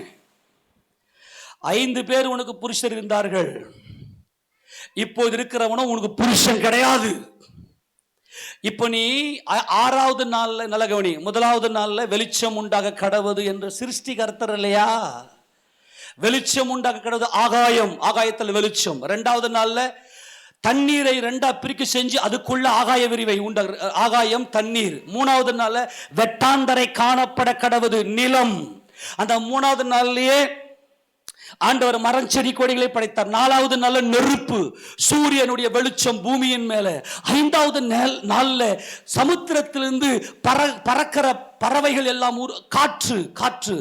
ஆக இந்த பஞ்சபூதங்களினாலே ஐம்புலன் காது வழியா சத்தத்தை உணர்கிறாய். நம்முடைய உடம்புல மிக முக்கியமானது இந்த கழுத்துக்கு மேல இருக்கக்கூடிய இந்த புலன் உறுப்பு ஐம்புலன். 5 புலன்களினாலே இந்த 6வது பெண் என்கின்ற 6வது ஆண் என்கின்ற இந்த உடல் இயங்குகிறது.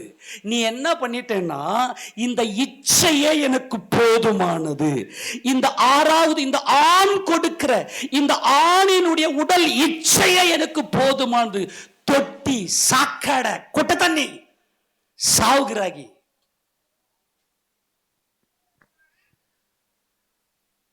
ஐந்து பேர் உனக்கு புருஷர் இருந்தார்கள். ஆனா இப்ப இருக்கிற 6வது உன் புருஷன் இல்ல. 7. நான் 7 வந்திருக்கிறேன். நான் ஜீவனுள்ள தேவனுடைய குமாரனாகிய கிறிஸ்து வந்திருக்கிறேன். உன்னை தேடி வந்திருக்கிறேன். என்னை நீ விசுவாசிப்பாயானால் உன் உள்ளத்திலிருந்து தேவன் ஜீவ ஊற்று புறப்படும். நான் தேவகுமாரன். உன்னை குறித்த தேவ சித்தம் உன் உள்ளத்துல தேவன் பேசிக்கொண்டே இருப்பார். இந்த 6வது புருஷன் இவனை தள்ளிடுமா? இந்த மாம்சத்தை வெறு, இந்த மாம்சத்தை தள்ளு, இந்த அறிவை தள்ளு. தேவனை பற்றின அறிவு உன் இருதயத்தில் என்னை விசுவாசி, உன் மூஞ்சி காரி துப்பிக்க. இந்த 6ஆம் அறிவு ஜெயிக்கணும். அவர் 6ஆம் மணி வேளையில டைம், இந்த 6ஆம் நாள் ஏன் அவர் 6வது மணி நேரத்தில் போய் உட்கார்ந்தார்? நான் மறுபடியும் சொல்றேன், கர்த்தர் எங்கேயுமே மாம்சீகமா எங்கேயுமே அவர் பேசவே மாட்டார். கர்த்தர் பேசினார்னா அங்க எல்லா இடத்துலயும் ஒரு பயங்கர ரகசியம் இருக்கும். உன் கண் உனக்கு இடரல் உண்டாக்கினால், உன் கண் என்பது மனக்கண், மனம் மனம் மனம். உன் கண் உனக்கு இடரல் உண்டாக்கினால் அதை பிடுங்கி எரிந்து போட்டு நீ 2 கண்ணுடையவனாய் அவியாத அக்னி உள்ள நரகத்தில் தள்ளப்படுவதை பார்த்து நீ குருடனாய் ஜீவனுக்குள் பிரவேசிப்பது உனக்கு நலமாயிருக்கும். உன் கை உனக்கு இடரல் உண்டாக்கினால், உன் கண் என்பது நான் ராஜா, நான் ஆண் ராஜா, நான் பெண் ராஜா. 6ஆம் அறிவு, 6ஆம் அறிவு, 6ஆம் அறிவு. கர்த்தர் சொல்லிட்டாரு, மா மா என் மகளே, தேவன் ஆவியா இருக்கிறார். அவர் என்னைக்குமே மாம்சத்துல படைக்கல. நீங்க நிர்வாணியா தான் இருந்த ஏதேன்ல. எப்படிமா நான் பெண்ணுன்னு போயிட்டு இந்த 6ஆம் அறிவுக்கு ஏமா போனேன்? இப்போது இருக்கிற இந்த புருஷன் உன்னை ஆளுகை செய்து கொண்டிருக்கிறான். இவன் அறிவு சல் சல் சல் சல் உன் ஆத்மாவை சிறையாக்கி இந்த பெண் உணர்ச்சியில, இந்த பெண் உணர்ச்சி, இந்த பெண்ணின் உணர்ச்சி எனக்கு எனக்கு எனக்கு டேஸ்டா இருக்கு. ஆக்சுவலா ரட்சிப்புனா என்னன்னா, உன் உடம்ப நீ வெறுத்துட்டு இருக்கணும். இந்த பழைய புருஷனுக்கு நீ செத்துட்டு இருக்கணும். இந்த நான் என்னைக்கு பெண் அப்படின்னு ஒருத்தர் உணர்வு, இந்த பெண் என்ற உணர்வோடு இருக்கிறாங்களோ, நான் ஆண் என்ற உணர்வு இருக்கிறாங்க, அவர்கள் வேசி. ஏன்னா உன் சிருஷ்டிகராக நான் தான் உன் நாயகர். இவனா உன்னை படைச்சான். உன் ஆத்துமாவை நானா என் 6ஆம் அறிவா படைச்சது. என் புருஷன் யாரு? என் இயேசு ராஜா. என் புருஷன் என் இயேசு ராஜா. இந்த பாரு, இந்த அறிவல்ல. நான் சர்வ ஞானி, நான் சர்வ வியாபகர். நான் தான் உன்னை படைச்சேன். இந்த 6ஆம் அறிவாக இந்த மனுஷன் அல்ல. உண்மையில ரட்சிக்கப்பட்டவங்க கை கால்லாம் நடுங்கி இந்த உடம்புக்கு சோற போடாம உபவாசம் உபவாசம் உபவாசம் உபவாசம் உபவாசம் கிடந்து, அதுதான் ரட்சிப்பு. அவங்க தான் மீட்கப்படுவாங்க. இதுக்கு தீனி போட மாட்டாங்க. அவர் ஏன் ஆறாம் மணி வேலையிலே அங்க வந்து உட்காந்து தண்ணியை பத்தி பேசுறா தெரியுமா? அம்மா, உன் இருதயத்துக்குள்ள ஓடினதெல்லாம் இந்த உடம்பினுடைய சுகம், இந்த உடம்பு கொடுத்த நரம்பு மண்டலம் கொடுத்த சுகம், அது இனிமையா பேசிக்கினே இருந்துச்சு. அந்த நினைவுகள்லாம் உனக்கு அழிவை கொடுத்துருமா? 5 பேர் உனக்கு இருந்தாங்க, எழுத்தின்படியே பார்க்கிறவங்களுக்கு உண்மை, அது சத்தியபரன் இல்லையா? ஆனால் கர்த்தர் இங்க ஏன் நம்பரை பத்தி பேசுறார் அப்படின்னாவே நம்ம உசாரா புரிஞ்சுக்கணும். நம்பர் பத்தி பேசுறார். 6ஆம் மணி வேலை வந்து 6ஆம் நாள்ல என்னை விட்டு விழுந்து போயிட்ட நீ 7ஆம் நாளுக்குள்ளேயே வரல. 6ஆம் நாள் பூர்ணப்படுவதற்குள்ளதாகவே என்னை விசுவாசிப்பதற்கு பதிலாக உன் சிருஷ்டிகரே உன் நாயகர், உன் சிருஷ்டிகர் தான் உன் புருஷன். ஆத்துமாவை பார்த்து பேசுறாரு. இவன் அல்ல, இங்க பேசுற மாம்சம், உடல் தேவனுக்கு சொந்தமானது. மாம்சம் என்பதுதான் 6ஆம் அறிவு. நான் ஆண் என்று வாழ்ந்த, நான் பெண் என்று வாழ்ந்த எல்லாருமே தேவனுக்கு சத்துரு. ஏனென்றால் ஆண் இச்சையிலையும் பெண் இச்சையிலும் தான் மனுஷன் வாழ்ந்து கொண்டிருக்கிறான். நல்லா கவனிங்க, நமக்கு ஆண்டவர் அற்புதங்களை செய்கிறார், நம்மளை மீட்டெடுக்க அவர் சித்தம் கொள்றார். நம்ம எல்லாம் மனம் திரும்பி நல்லா இருக்கணும்னு அவர் விரும்புகிறார். இன்னைக்கு சரி, இது வரைக்கும் எத்தனை பேர் புரிஞ்சுது? உண்மையிலேயே புரிஞ்சு வச்சு அது எப்படிங்க நான் என்னை வெறுக்க முடியும் அப்படின்னு நீ கேட்குறேன்னா, நீ ஐயோ பாவம், உன்னால் சபைக்கு உண்மையாக இருக்க முடியாது, ஊழியக்காரனோடு கூட உன்னால் இசைந்திருக்க முடியாது. ஏன்னா தேவன் ஆவியாக இருக்கிறார். இந்த உடல் சிருஷ்டிக்கப்பட்டது, இது ஒரு மாய. இந்த உடம்புல இச்சை வந்துருச்சு. இச்சை வந்துட்ட பிற்பாடும் இல்லை இந்த உடம்புல இச்சைலாம் இல்லை, நான் ரொம்ப நீதி உள்ளவன் தான் அப்படின்னு பொய் சொல்லி சுத்தின்னு தெரியுறோம். கர்த்தருடைய நோக்கம் எல்லாம், கர்த்தருடைய வாஞ்சையெல்லாம் இந்த மாம்ச நினைவை விட்டுட்டு 24 மணி நேரமும் தேவனுடைய நினைவிலே இருப்பனா நீ மீட்கப்பட்ட ஆள். ஏதோ ஒரு சின்ன பிரச்சனை, உன் வீட்டுக்குள்ள நடக்கிற ஒரு சின்ன பிரச்சனை உன் மனசை பாதிச்சு உனக்குள்ள கவலை வருமே, ஆனால் கவலை அல்லது காம விகாரம், துர் இச்சை, பெருமை, பயங்கரம் உன் இருதயத்துக்குள்ள வருமே, ஆனால் நீ செத்துருவ. நீ தேவனை பார்க்க மாட்ட. 5 புருஷர் உனக்கு இருந்தார்கள். 6ஆம் நாள்ல அவர் ஆணும் பெண்ணும் என்கின்ற மாம்ச உடலை சொல்லி படைக்கிறார். எதை படைக்கிறாரு? மாம்ச உடல். 6ஆம் நாள் என்ன படைக்கிறாரு? எடுத்து வாசி அந்த வசனத்தை. ஆதியாகமத்தின் புத்தகம் 1ஆம் அதிகாரத்துல 27 வாசிங்க. பகல் 27 வாசிங்க. தேவன் தம்முடைய சாயலாக மனுஷனை சிருஷ்டித்தார், அவனை தேவ சாயலாகவே சிருஷ்டித்தார், ஆணும் பெண்ணுமாக அவர்களை சிருஷ்டித்தார். ஆனால் அவர்கள் நிர்வாணியில இருந்து வெட்கப்படவில்லை. ஆனா என்னைக்கு மனுஷன் நான் நிர்வாணி என்று சொல்லி அவன் வஸ்திரத்தை தரித்து கொண்டானோ, அன்னைக்கே அவன் இருதயத்தின் நினைவுகளின் தோற்றம் எல்லாம் நித்தமும் பொல்லாததே. அவன் இருதயத்தின் நினைவுகளின் தோற்றம் எல்லாம் நித்தம் பொல்லாததே. 5 புருஷர் உனக்கு இருந்தார்கள். ஆமா, ஆகாயம், நிலம், நீர், காற்று, நெருப்பு என்கின்ற பஞ்சபூதங்கள், இந்த வல்லமை, இதை கொண்டுதான் மனிதனை சிருஷ்டிக்கிறார். இந்த 6வது நாளிலே ஆணும் பெண்ணுமாக நம்ம உடம்புல ஆகாயம் இருக்கிறது. ஆகாயம் இருக்குதா? நமக்குள்ள மனம் என்கின்ற வெளிச்சம் இருக்கக்கூடிய மனம் இருக்குது. மனம் என்பது ஆகாயம், நிலம் என்பது இந்த உடல், இந்த மாம்ச உடல், நீர் என்பது பிளட், நம்ம உடம்புல ரத்தம் இருக்குது, காற்று நம்ம உடம்புல இருக்கு, நெருப்பு நம்முடைய ஈட்டு இருக்குது. இந்த பஞ்சபூதங்களை கொண்டு ஐம்புலன், இந்த ஐம்புலன் இருக்கு இல்லையா, நல்லா கவனிங்க, இதெல்லாம் தேவனுடைய மாபெரும் வல்லமை, மாபெரும் சக்தி. காது நல்லா கேட்கணும், மூக்கு நல்லா சுவாசத்தை நுகரணும், நாக்கில் நல்லா நரம்புகள் நல்லா இருக்கணும், கண்ணுல நல்லா பார்வை இருக்கணும், எல்லாவற்றுக்கும் புத்தி எல்லாவற்றையும் தெளிவு அடையணும். தேவன் நம்மை படைத்த நோக்கம் என்ன அப்படின்னா, நம்முடைய இருதயத்துக்கு உள்ளிருந்து புறம்பே அவர் சித்தம் செய்யணும். ஆனா மனுஷன் என்ன பண்ணிட்டான்னா, தேவனை தள்ளிட்டான். நான் தான் நீதிமான இந்த மூஞ்ச பெருமைப்படுத்தி வேசியா போயிட்டான். ஸ்பிரிச்சுவல், ஆவிக்குரிய ரீதியில உன்னை படைத்த உன் சிருஷ்டிகர் தான் உன் நாயகர். இந்த இடத்துல வேசி, அவள் 5 புருஷர் இருந்தாலும் 6வது இருக்கிற புருஷன் அவன் புருஷன் கிடையாது. இந்த இந்த உடல் வந்து உன் புருஷன் கிடையாது. நீ என்ன பண்றனா, என் புத்தி என்ன சொல்லுதோ அதான் நான் செய்வேன். நான் ஒரு தடவை சொன்னா 100 தடவை சொன்ன மாதிரி, ஒரு முறை நான் சொல்லிட்டேன்னா மறுபடியும் நான் திருத்திக்கவே மாட்டேன். இதெல்லாம் வந்து சினிமா டைலாக்லாம் பேசி, சினிமா டைலாக்லாம் பண்ணி ஐயோ நாசமா போன ஜனங்கள். இப்போ இவ்வளோ விஷயத்த நான் பேசுறேன், இப்போ கூட யாருக்குமே பயம் வரல. நான் ரட்சிக்கப்பட்டிருக்கிறேனா, நான் ரட்சிக்கப்பட்டிருக்கிறேனா அப்படின்னா என்ன அர்த்தம்னா, இந்த முழு உடலினுடைய அறிவையும் சாவணும். அதுதான் ஞானஸ்நானம். ஞானஸ்நானம்னா என்ன? இந்த முழு உடலும் சாகணும். இப்ப கர்த்தர் ஜீவ தண்ணீரை பத்தி பேசுறாரு. இப்ப வைத்து வாசிக்க பார்க்கலாம். அந்த ஸ்திரீ கிட்ட என்ன பேசுறாரு?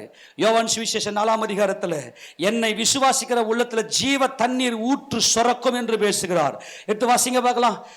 யோவான் சுவிசேஷன் புத்தகம் 4ஆம் அதிகாரம் எத்தனை வசனம்? 4ஆம் அதிகாரம் 14ஆம் வசனம் வாசி. நான் கொடுக்கும் தண்ணீரை குடிக்கிறவனுக்கோ ஒரு காலம் தாகம் உண்டாகாது. நான் அவனுக்கு கொடுக்கும் தண்ணீர் அவனுக்குள்ளே நித்திய ஜீவ காலமாய் ஊறுகிற நீர் ஊற்றாய் இருக்கும் என்று கர்த்தர் சொல்லுகிறார். அன்பான தேவ ஜனமே, இன்னைக்கு உன் மனதுல யார் இருக்கிறது? எல்லாம் என்ன பாருங்க பார்க்கலாம். ரட்சிக்கப்பட்டவங்க 24 மணி நேரமும் இந்த வேத வசனத்தை எடுத்து தியானம், இந்த அறிவுல தியானிக்க மைண்ட்ல தியானிக்க அப்படியே ஆத்துமாவுல இந்த ஜீவ ஊற்று சுரந்து ஜீவ நதி புறப்பட்டு ஓடும். தேவனை பற்றின நினைவுகள், இயேசு கிறிஸ்துவை பற்றின நினைவுகள் உனக்குள் இருக்குமே ஆனால் உனக்கு சாவு கிடையாது. எங்கேயோ ஒரு இடத்துல லைட்டா லீக் ஆகி கொட்டை தண்ணி உள்ள வந்துச்சுன்னா கூட அது அக்செப்ட் பண்ணிக்க மாட்டார். இந்த மாம்சத்தை குறித்த எந்த ஒரு பயமும் இல்லாமல், ஐயோ நான் எப்படி வாழ்வேன், நான் எப்படி இந்த உலகத்தை இப்படி பண்ண போறேன், இந்த உடம்பை குறித்த எந்த ஒரு எண்ணங்களும் உன் இருதயத்துக்குள்ள பதற்றத்தை கொடுக்காமல் இருக்குமே ஆனால் உன்னை மீட்கிறதுக்காகத்தான் கர்த்தர் உன்னை தேடி வந்திருக்கிறார். ஏனென்றால் உன் சிருஷ்டிகரே உன் நாயகர். இந்த உடம்பு அல்ல, உன் ஆத்துமா தான், உன் நினைவு தான் நீ, உன் ஆத்துமா தான் நீ, உன் மனம் தான் நீ. இந்த மனதை இந்த உடம்பு சிருஷ்டிக்கல, இந்த 6ஆம் அறிவு சிருஷ்டிக்கல. உன் சிருஷ்டிகராகிய நான் தான் உன் நாயகர். என்னை விட்டுட்டு இந்த 6ஆம் அறிவு, இந்த ஆண் அறிவு, பெண் அறிவு, இந்த இச்சையின் அறிவுக்கு நீ எப்படி நீ அடிமைப்பட்டு போய் கிடக்கலாம்? இதுதான் வேசி. உன் சிருஷ்டிகர்த்தராகி என்னை நீ ஏன் அறியவில்லை? உனக்காக நான் மரித்து அடக்கம் பண்ணப்பட்டு உயிர்த்தெழுந்தேன். இயேசு கிறிஸ்து, நல்லா கவனிங்க, முதல்ல உங்க வாழ்க்கையில இயேசு கிறிஸ்து ஒரு அற்புதத்தை செய்திருப்பார். முதல்ல இயேசு கிறிஸ்து என் புருஷன், அவர் என் ஆத்தும மணவாளன். அவர் ஆத்தும மணவாளன் என்ற அனுபவத்துக்குள்ள வராங்க பாருங்க, அவங்க தான் ரட்சிக்கப்பட்டவங்க. இயேசு கிறிஸ்து என் ஆத்தும மணவாளன் சொல்லி வந்துட்டு இந்த ஆதியாகமத்திலிருந்து வெளிப்படுத்தின விசேஷம் வரைக்கும் வேத வசனத்தை அப்படியே நினைச்சுக்கினே இருப்பாங்க, வேலை செஞ்சு இருப்பாங்க, எல்லாம் செஞ்சு இருப்பாங்க. ஆனா நினைவுகள் மாத்திரம் கர்த்தர் மேல ஓடிக்கினே இருக்கும் பாருங்க. அவங்க தான் மீட்கப்பட்டவர்கள். அவங்க தான் குடத்தை வைத்து விட்டு ஊருக்குள்ளே ஓடி, நான் செய்த எல்லாவற்றையும் ஒருவர் அறிவித்து விட்டார், நான் செய்த அத்தனை பாவங்களையும் கர்த்தருக்கு தெரியும், ஆனால் என்னை மீட்கும்படியா என்கிட்ட என் பிதாவை பத்தி பேசியிருக்கிறார், எனக்கு நித்திய ஜீவ காலமாய் ஊறுகிற ஜீவ தண்ணீரை குறித்து என்னை பேசியிருக்கிறார். என் மனம் இப்போது புதிதாக்கப்பட்டிருக்கிறது. என் மணவாளன் என் இயேசு கிறிஸ்து, என் ஆத்தும மணவாளன் என் ஆண்டவராகிய இயேசு கிறிஸ்து என்பதை இந்த ஸ்திரீ உணர்ந்து கொண்டவளாய் அவளுடைய இருதயத்துக்குள்ள ஒரு ஜீவ தண்ணீர் புறப்பட்டு ஓடினது. அதனால் தான் குடத்தை அங்கேயே வச்சுட்டு, ஐயா என் பாத்திரம் நிரம்பி வழிகிறது. இந்த சந்தோஷத்தை நான் எல்லாருக்குமே சொல்லுவேன். உண்மையிலேயே ஆத்தும ரட்சிப்பை அடைந்தவர்களால் மட்டும்தான் இயேசு கிறிஸ்துவின் அன்பை எல்லாருக்கும் சொல்ல முடியும். இல்லனா மனம் போன வழியில முரட்டாட்டமாய் பைபிள் வாசிக்க மாட்டாங்க. தேவனை பத்தின பிரசங்கத்தை கேட்டா ஒன்னும் புரியாது. சும்மா வந்துட்டு சர்ச்சுக்கு சும்மா வந்துட்டு சும்மா போய் உட்கார்ந்து இருப்பாங்க. அப்புறமா ஏசப்பா நியாயம் இருக்கும் போது, நான் உனக்கு எவ்வளவு நாள் பேசிக்கொண்டே இருந்தேன், உன் மாம்சம் இந்த பழைய புருஷனால உன்னால ஒண்ணுமே செய்ய முடியாது, உன் ஆத்மாவை காப்பாற்ற முடியாது. இன்னைக்கு இந்த உடம்பு கொடுக்கிற டேஸ்டுக்கு, நீ அடிமைப்பட்டு போய் கிடக்கிற இல்ல. ஒரு நாள் இந்த புருஷன் இந்த நரம்பெல்லாம் வாடி போய், எல்லா நரம்புகளும் உலர்ந்து போய் சாரமற்று கிடக்கும் போது உன் ஆத்மாவுக்கு என்ன உணர்வு எத்துமே கொடுக்கும்? இந்த உடம்பு நல்லா இருக்கும் போது நீ இயேசு ராஜாவை தேடுவேன்னா உன் உள்ளத்துல இயேசு ராஜாவை குறித்த எண்ணம் வந்து, ஆண்டவரே நீரே என்னுடைய நாயகர். 54ஆம் அதிகாரம் ஏசாயா புத்தகம் 5ஆம் வசனம் வாசி. 54:5 வாசி பார்க்கலாம்.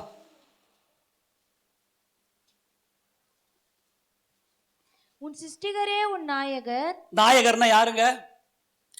நாயகர்னா யாரு? கணவன். நாயகர்னா யாரு?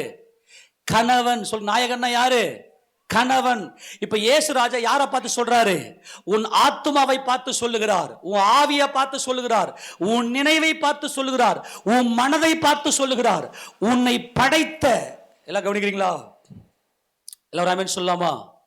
உன்னை படைத்த உன் சிருஷ்டிகர்த்தராகிய நான் தான் உன் நாயகன், நான் தான் உன் புருஷன். இந்த ஆறாவது இருக்கிற இந்த புருஷன், ஆறாம் அறிவு,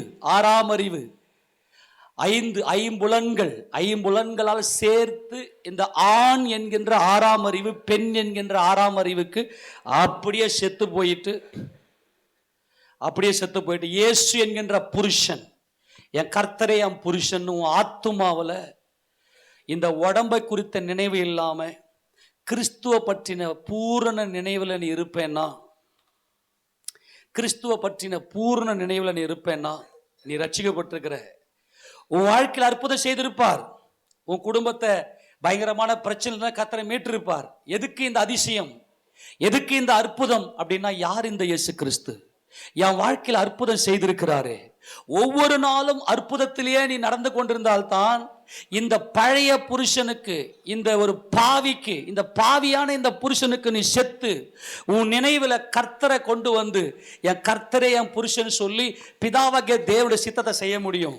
நீ சபையில் வந்து உக்காந்துக்குன்னு இன்னமும் மாம்ச நினைவுகள். இப்போ கூட பாருங்க, சர்ச்சில் இருப்பீங்க, கொஞ்சம் பேர் வசந்த கொஞ்சம் கேட்கணும்னு உட்காந்துருப்பாங்க, கொஞ்சம் பேர் அதை கூட கேட்க மாட்டாங்க. புரியாது அவங்களுக்கு இந்த ரட்சிப்புனா என்னன்னு தெரியல, ஞானஸ்நானம்னா என்ன. எல்லாம் கவனி. இனிமே இவன் அறிவுக்கு என் சிருஷ்டிகர்த்தர் யாருன்னு தெரிஞ்சு போச்சு, இயேசு ராஜா தான் என் புருஷன். இனிமே இவன் இச்சை எனக்கு வேண்டாம். கிறிஸ்துவினுடையவர்கள் தங்கள் மாம்சத்தையும் அதன் ஆசை இச்சைகளையும் சிலுவையில் அறைந்திருக்கிறார்கள். அவங்க தான் கிறிஸ்தவங்க. வாசி அந்த வசனம், கலாத்தியர் 5:22. கலாத்தியர் 5:22 வாசி பார்க்கலாம். வேகமா எடுத்து வாசி. 24. கிறிஸ்துவினுடையவர்கள் தங்கள் மாம்சத்தையும் அதன் ஆசை இச்சைகளையும் சிலுவையில் அறைந்திருக்கிறார்கள். சொல்லுங்க பார்க்கலாம், யாருங்க கிறிஸ்தவங்க? எல்லாம் கவனி, எல்லாரும் சொல்லுங்க பார்க்கலாம். யார் கிறிஸ்தவங்க? இயேசு கிறிஸ்துவை தங்கள் இருதயத்தில் தரித்து கொண்டவர்கள், தங்கள் நினைவுல கிறிஸ்து இயேசுவை நினைத்து கொண்டே இருக்கிறவர்கள் தான் கிறிஸ்துவின். அதான் ஞானஸ்தானம் செல்லும். யாராகிலும் ஒரே ஒரு வினாடி பொழுதாகிலும் இந்த உடம்புக்காக என்னை வந்து அவங்க இந்த மாதிரி சொல்லிட்டாங்க, எனக்கு வந்து அவங்க துரோகம் பண்ணிட்டாங்க, என்னை வந்து அவங்க ஒரு மாதிரி பேசிட்டாங்க, எனக்கு என் வீட்டுக்காரன் துரோகம் பண்ணி, இந்த மாதிரி இந்த உடம்பை குறித்து யாராச்சும் ஒருத்த பேசுறீங்கன்னா நீங்க இன்னும் ரட்சிக்கவே படலை. இந்த பழைய புருஷனை பெருமைப்படுத்துறிய, இந்த பழைய புருஷன் உன்னை ஏமாத்த போறான். ஒரு நாள் சாப்பாடு இருக்கும், சாப்பிட மாட்டான், நீ சாவ. ஐயோ எனக்கு எந்த ஒரு டேஸ்டும் கிடைக்கலையே, எனக்கு டேஸ்ட் வேணுமே. நல்ல கமன்னு சாப்பாடுல செஞ்சு வச்சுட்டு இருப்பாங்க, ஏசி காத்திருக்கும். ஐயோ இந்த ஏசி காத்து எனக்கு ஒத்து வரலையே, என்னை தூக்கிக்கின்னு ஓடுங்கன்னு அலறுவேன். இந்த உடம்ப நம்பி ஏமாந்து போகாத. 24 மணி நேரமும் இயேசு ராஜாவுடைய நினைவில் இருக்கிற பத்தியா, நீங்கள் தான் மீட்கப்பட்டவர்கள். இவள் நல்லா தெரிஞ்சு போச்சு, நான் ஒரு வேசி. இயேசு ராஜா சமூகத்துக்கு வந்திருக்கிறவர்கள் இவ்வளவு காலம் இந்த இச்சைக்கு நான் அடிமைப்பட்டு கிடந்தேன். ஆண்டவரே, இந்த புருஷனுக்கு நான் செத்தேன். இதுதான் கிறிஸ்தவம். இன்னொரு முறை என் மூஞ்ச யார் என்ன பேசினாலும் நான் இந்த மூஞ்சிக்காக நான் பேசவே மாட்டேன். ஆண்டவரே என்னை ஒத்துக்குன்னு வரப்பாரு. இதுதான் கிறிஸ்து. இயேசு ராஜா நாமத்தை மகிமைப்படுத்துவேன். நீ உண்மையிலே இயேசு கிறிஸ்துவை ஏற்றுக்கொண்டது உண்மையானால், தேவனால் சிருஷ்டிக்கப்பட்ட பாவியான மனுஷனுக்கு உன்னை நீ பலியாக்குவ. எனக்குள்ள என் கர்த்தர் இருக்கிறார். நீ தேவனால் படைக்கப்பட்ட மனுஷன், என் கணவன் தேவனால் படைக்கப்பட்டவன், என் மனைவி தேவனால் படைக்கப்பட்டவன், எனக்குள்ள என் புருஷன் கிறிஸ்து இருக்கிறார். இந்த உடம்பினுடைய அறிவை என் குடும்பத்துக்காக நான் பலியாக்குறேன்னு சொல்லி நீ பலியாக்குவ பாருங்க, இங்கதான் கிறிஸ்துவம் இருக்கிறது. இந்த ஸ்திரீ ஓடுகிறாள். அவள் குடத்தை வைத்துவிட்டு அவளுடைய பாத்திரம் நிரம்பி வழிந்தபடியினாலே என் புருஷனை கண்டுவிட்டேன், என் ஆத்தும மணவாளனை கண்டுவிட்டேன். இந்த பெண்மை கொடுத்த சுகம் ஒரு மாயை.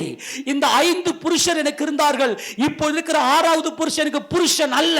இந்த 6 புருஷனை கொடுத்த எழுத்தின்படியே நீங்க யோசித்து பாருங்க, இந்த 6 புருஷனை கொடுத்த இந்த சுகம் எனக்கு நித்தியம் கிடையாது. ஆனால் என் ஆண்டவராகிய இயேசு கிறிஸ்து, அவர் தேவனுடைய குமாரன், எனக்கு தேவனை பற்றி என் இருதயத்தில் தேவனை பற்றின நினைவுகளை கொடுத்திருக்கிறார். இவங்களால ஜெபிக்காம இருக்கவே முடியும். இவங்க தான் ரட்சிக்கப்பட்டவங்க. நான் அன்பாய் சொல்றேன், சபையில ரட்சிக்கப்பட்ட அனுபவத்தில் இருக்கிறவங்க கொஞ்சம் பேர் இருப்பாங்க. ரட்சிப்புனா என்னன்னே தெரியாம ஏதோ இந்த உலகத்துல ஏசப்பாவுடைய கிருபை இருந்தா தான் நான் வாழ முடியும், ஏசப்பா எனக்கு இதை கொடுங்க அதை கொடுன்னு வருவாங்க. நீங்க யாரையும் நீங்க கணக்கெடுக்கவே கூடாது. நீ ரட்சிக்கப்பட்டியா, கர்த்தருக்கு ஸ்தோத்திரம், உனக்கும் கர்த்தருக்கு ஸ்தோத்திரம் பண்ணி அமைதியா இருந்துரு. ரட்சிக்கப்படாதவங்க இன்னும் அவங்களுக்கு புரியல, இன்னும் இந்த பழைய புருஷனுக்கே அடிமையா கிடக்கிற இந்த இச்சை கொடுக்கிற சுகத்திலே உட்கார்ந்துங்கிறான். அவர்கள் வேசினா என்னது, என் சிருஷ்டிகரை அறியவில்லை என்ன அர்த்தம். என்னை படைச்சவர் தானே என் புருஷன், எனக்காக ஜீவனை கொடுத்தவர் தானே என் புருஷன். என்னை படைக்காத என் ஆத்துமாவை மீட்க முடியாத இந்த இச்சை மனிதன் எப்படி எனக்கு புருஷனாக முடியும்? இவனை விட்டு வெளியேவா. கிறிஸ்துவினுடையவர்கள் தங்கள் மாம்சம் என்பது அந்த ஆண்மை பெண்மை. இது என்ன மாம்சம்? ஆண் மாம்சம், பெண் மாம்சம். இன்னைக்கும் ஐயோ வியாதி, செத்து போயிடுவேனா, ஐயோ நான் செத்துருவேன், ஆத்மா பதறுது. இந்த புருஷன் போட்டு உன்னை பயமுறுத்துறான், அவ்வளவுதான், ஐயோ நான் செத்துருவேன் பொழுது, கொட்டை தண்ணி சாக்கடை சாவுகிறாகி.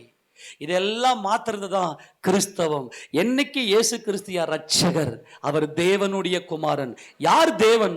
சகலத்தை சிருஷ்டித்தவர். நீ நிக்கிற பூமி யாருடைய பூமி? நீ பார்க்கிற காற்று, தண்ணீர், மரம், செடி, கொடி யார் படைத்தது? நீ படைக்கலையே, தேவன் படைத்தார். தேவன் உன்னை தேடி வந்தார். கர்த்தராகிய இயேசு கிறிஸ்து உன்னை தேடி வந்தார். இந்த ஸ்திரீ குடத்தை வைத்து விட்டு ஓடுகிறாள். என் கர்த்தருடைய அன்பை நான் சொல்லுவேன் என்று சொல்லி, கர்த்தருடைய ஒரே ஒரு வேதனை என்ன தெரியுமா? கர்த்தருடைய ஒரே ஒரு வேதனை என்ன தெரியுமா? நீ உன் மனதுல என்ன வைக்கலையே. வாசிங்க அந்த வசந்த ஏசாயா தீர்க்கதரிசன புத்தகம். ஏசாயா தீர்க்கதரிசன புத்தகத்துல எல்லாம் திருப்பி கொள்ளுங்க. ஏசாயா தீர்க்கதரிசன புத்தகத்துல 57ஆம் அதிகாரம் 57வது அதிகாரத்துல 11ஆம் வசனத்தை வாசிங்க பார்க்கலாம். நீ யாருக்கு அஞ்சி பயப்படுகிறாய்? நீ பொய் சொல்லுகிறாயே. நீ என்னை நினையாமலும் உன் மனதிலே வைக்காமலும் போகிறாய். நான் வெகு காலம் மௌனமா இருந்தேன் அல்லவா, ஆகையால் எனக்கு பயப்பட. நீ யாருக்கு பயப்படுற? எல்லாம் என்ன பாருங்க. இப்ப கர்த்தர் யாரை பார்த்து கேட்கிறாருன்னா, என் ஆத்துமாவை பார்த்து கேட்கிறார். இவன் உன் பழைய புருஷன், உன் மாம்சம். இந்த உடல் அல்ல, மாம்சம் என்பது விழுந்து போன இச்சையின் சுபாவம். கிறிஸ்துவினுடையவர்கள் தங்கள் மாம்சத்தையும் அதன் ஆசை இச்சைகளையும் சிலுவையில மரத்தில் தூக்கப்பட்டுறோம். இதுதான் ரட்சிப்பு. இப்ப கர்த்தர் சொல்ற, நீ யாருக்கு பயப்படுற? இவனுக்கு பயப்படுற. ஐயோ நல்ல சாப்பாடு, இன்னைக்கு ஞாயிற்றுக்கிழமை, நீ கறி சாப்பிடல, ஐயோ உனக்குள்ள ஒன்றும் இல்லை.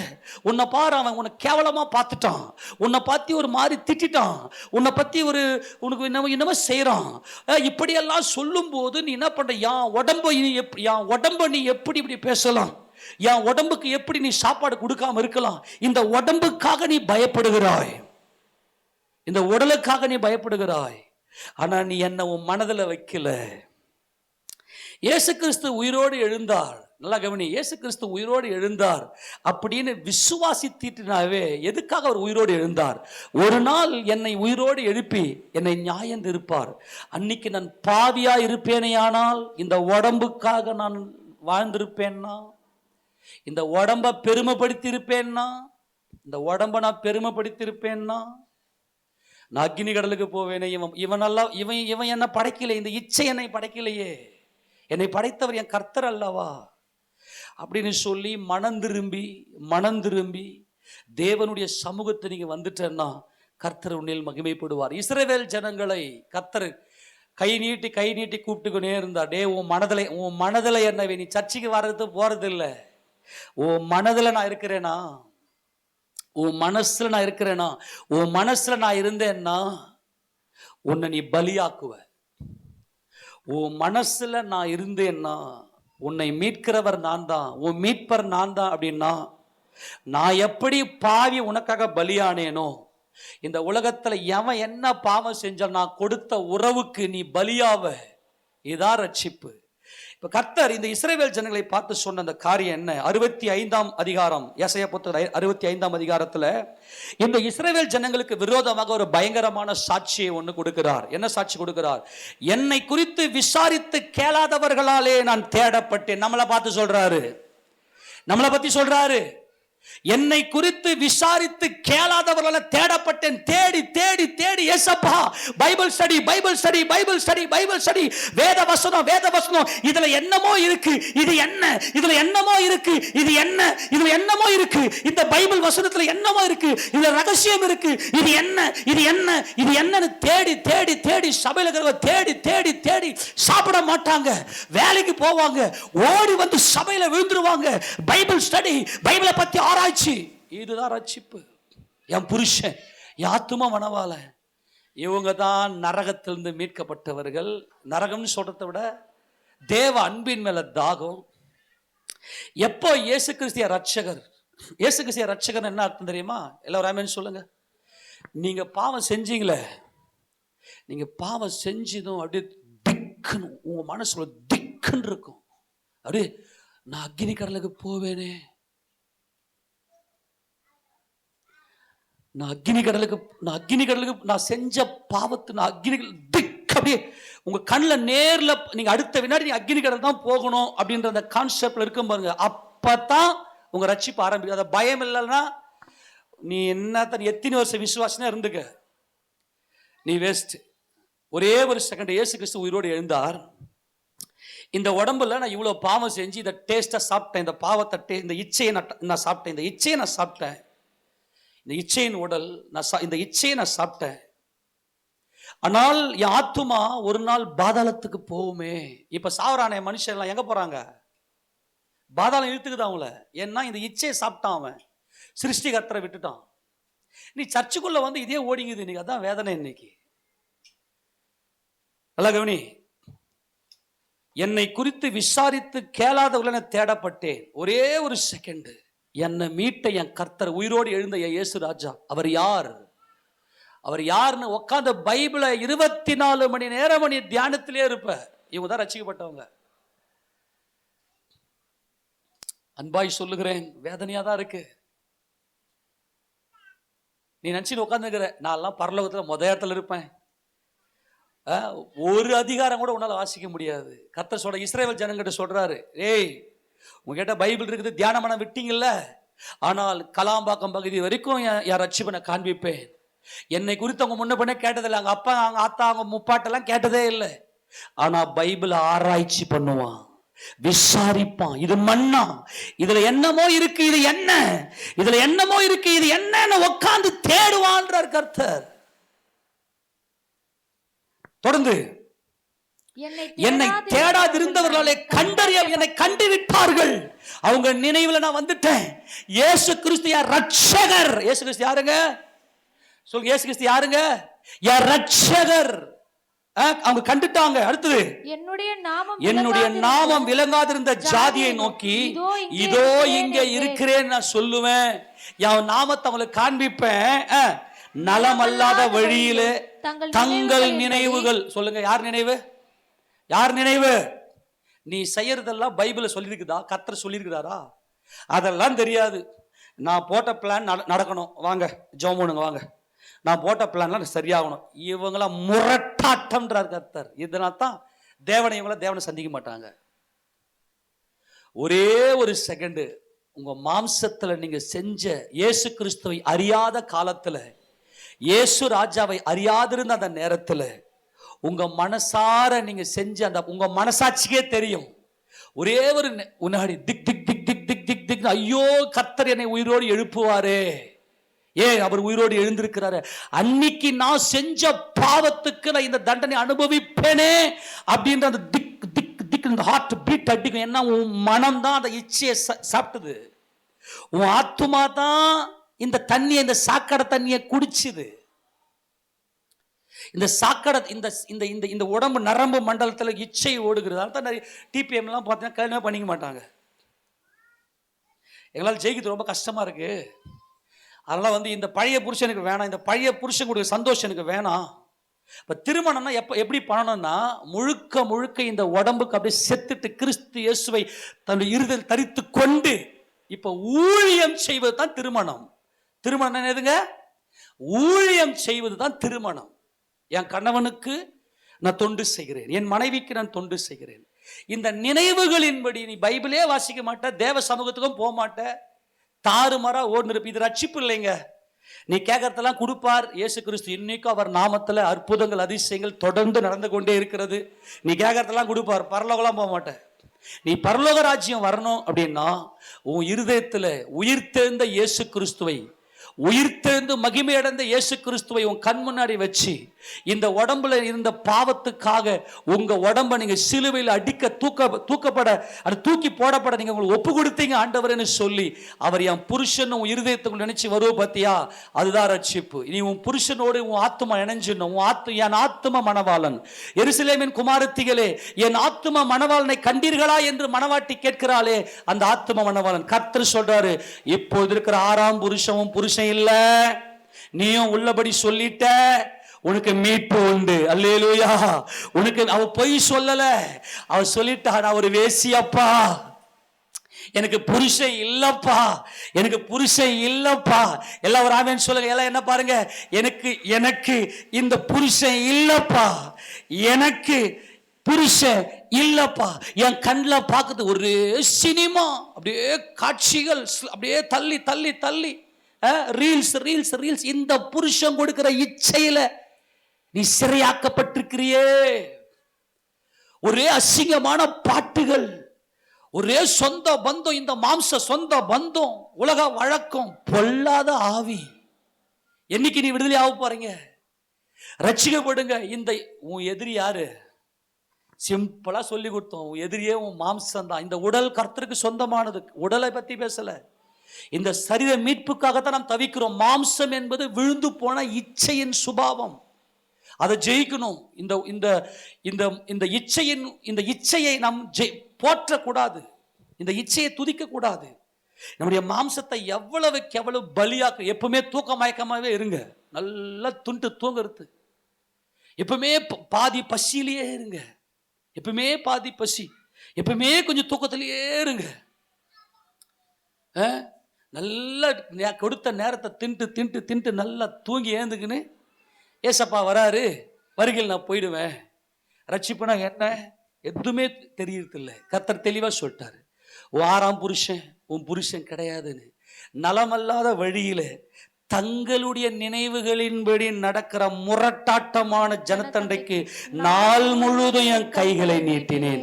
நாள் முழுவதும் ஒரு கையை நீட்டி, உன் ரட்சகர் நான், உன் சிருஷ்டிகரே, உன் நாயகர், உன்னை மீட்கும்படி நான் வந்தேன் என்று சொல்லி அவர் உன்னை அழைக்கிறார். கரங்களை தெரியாமல் சொல்லாமா, என் யூதா இந்த வேசியிடத்திலே பிரவேசித்தார். இந்த யூதா திம்னாவுக்கு போகிறார். திம்னாவுக்கு மயிர் கத்தரிக்க, தன்னுடைய ஆடுகளுக்கு மயிர் கத்தரிக்கும்படியா போகிறார். அந்த வேளையில தாமார் ஓடி வந்து உன்னுடைய மாமனார் மயிர் கத்தரிக்கும்படி அவர் போகிறார் என்று சொன்னதுமே, இந்த தாமார் ஜீவ ஊற்று, அந்த ஊற்று தண்ணீர் இருக்கக்கூடிய அந்த இடத்துல அவர் ஒரு வேசியின் ஆடை ஆபரணம் தரித்து அவள் முக்காடிட்டு கொண்டு அங்கே உட்கார்ந்திருந்தால், இந்த யூதாவுக்கு மனைவி செத்து போனாள். இந்த யூதாவினுடைய மனைவி செத்து போனாள். இவர் தாகத்திலே தவிக்கிறார். இவருக்குள்ளே தாகம், நான் தாகமாயிருக்கிறேன், என் தாகத்துக்கு தா என்று கேட்டாரே. உன் ஆத்துமாவை எனக்கு தா, உன் ஆத்துமாவில என் நினைவை என்னை கொண்டு போ, உன் நினைவுல என்னை கொண்டு போ, தாகத்துக்கு தா. அவர் கல்வாரி சிலுவையிலே அவர் தாகமாயிருக்கிறது சொன்னாரே, அந்த தாகம் என்ன தெரியுமா? உன் மனதை, உன் இருதயத்தை எனக்கு தா, உன் நினைவில் என்னை கொண்டு போ, 24 மணி நேரமும் என் நினைவிலே நீ இரு, அதுதான் உனக்கு நித்திய ஜீவன் என்று கர்த்தர் இங்கே சொல்லுகிறார். அன்பான தேவஜனமே, என் கர்த்தர் இந்த வேசியை, என்ன இந்த பழைய புருஷனுக்கு அடிமையா போயிட்டா, இவன் கள்ள புருஷன், இவன் அல்ல இந்த உலகத்தை சிருஷ்டித்தவன், ஏதேனிலே இந்த பொய்யன் வந்து நீங்கள் நீங்க சாப்பிட்டீங்கன்னா உங்க கண்ணு திறந்துடும் சொல்லி கண்ணை திறந்து விட்டான். இப்ப நான் விழித்துக் கொண்டேன், இந்த பழைய புருஷனுக்கு நான் செத்தேன், இப்போது வேசியாக என் யூதாவுக்கு முன்னாக நிற்கிறேன், அதுவும் ஒரு ஊற்றண்டையிலே. அந்த ஊற்றண்டையிலே ஏன் நிற்கிறேன் என்றால், என் யூதா ஜீவ தண்ணீர், அவருக்குள்ள ஜீவ ஊற்று இருக்கிறது, அவர் தேவனுடைய குமாரன். இந்த யூதா வேசியிடத்தில் பிரவேசித்தார். இந்த வேசியை, இந்த ஆண் என்று வாழ்ந்து கொண்டிருந்த என்னை, இந்த வேசியை என் கர்த்தர் சேர்த்து கொண்டார். கரனை தட்டி மகிமை செலுத்துவோமா? எங்கேயாவது உங்ககிட்ட நியாயம் இருக்குதுன்னு சொல்லுங்க பார்க்கலாம். எங்கேயாவது உங்ககிட்ட நியாயம் இருக்குது? ஜெயிக்குது. ரொம்ப எத்தனை பேருக்கு தேவனை பார்க்கறதுக்கு ஆசையா இருக்கு? நான் தேவனை பார்க்கறதுக்கு ஆசையா இருக்குதுன்னு சொல்றாங்களே, அவங்களுக்காக பேசின்னு இருக்கிறேன். அதுக்குதான் நம்மளை அழைச்சிருக்கிற தேவன். ஆக இந்த வேசியை என் யூதா கரம் பிடித்தார். அந்த வசனத்தை வாசிங்க.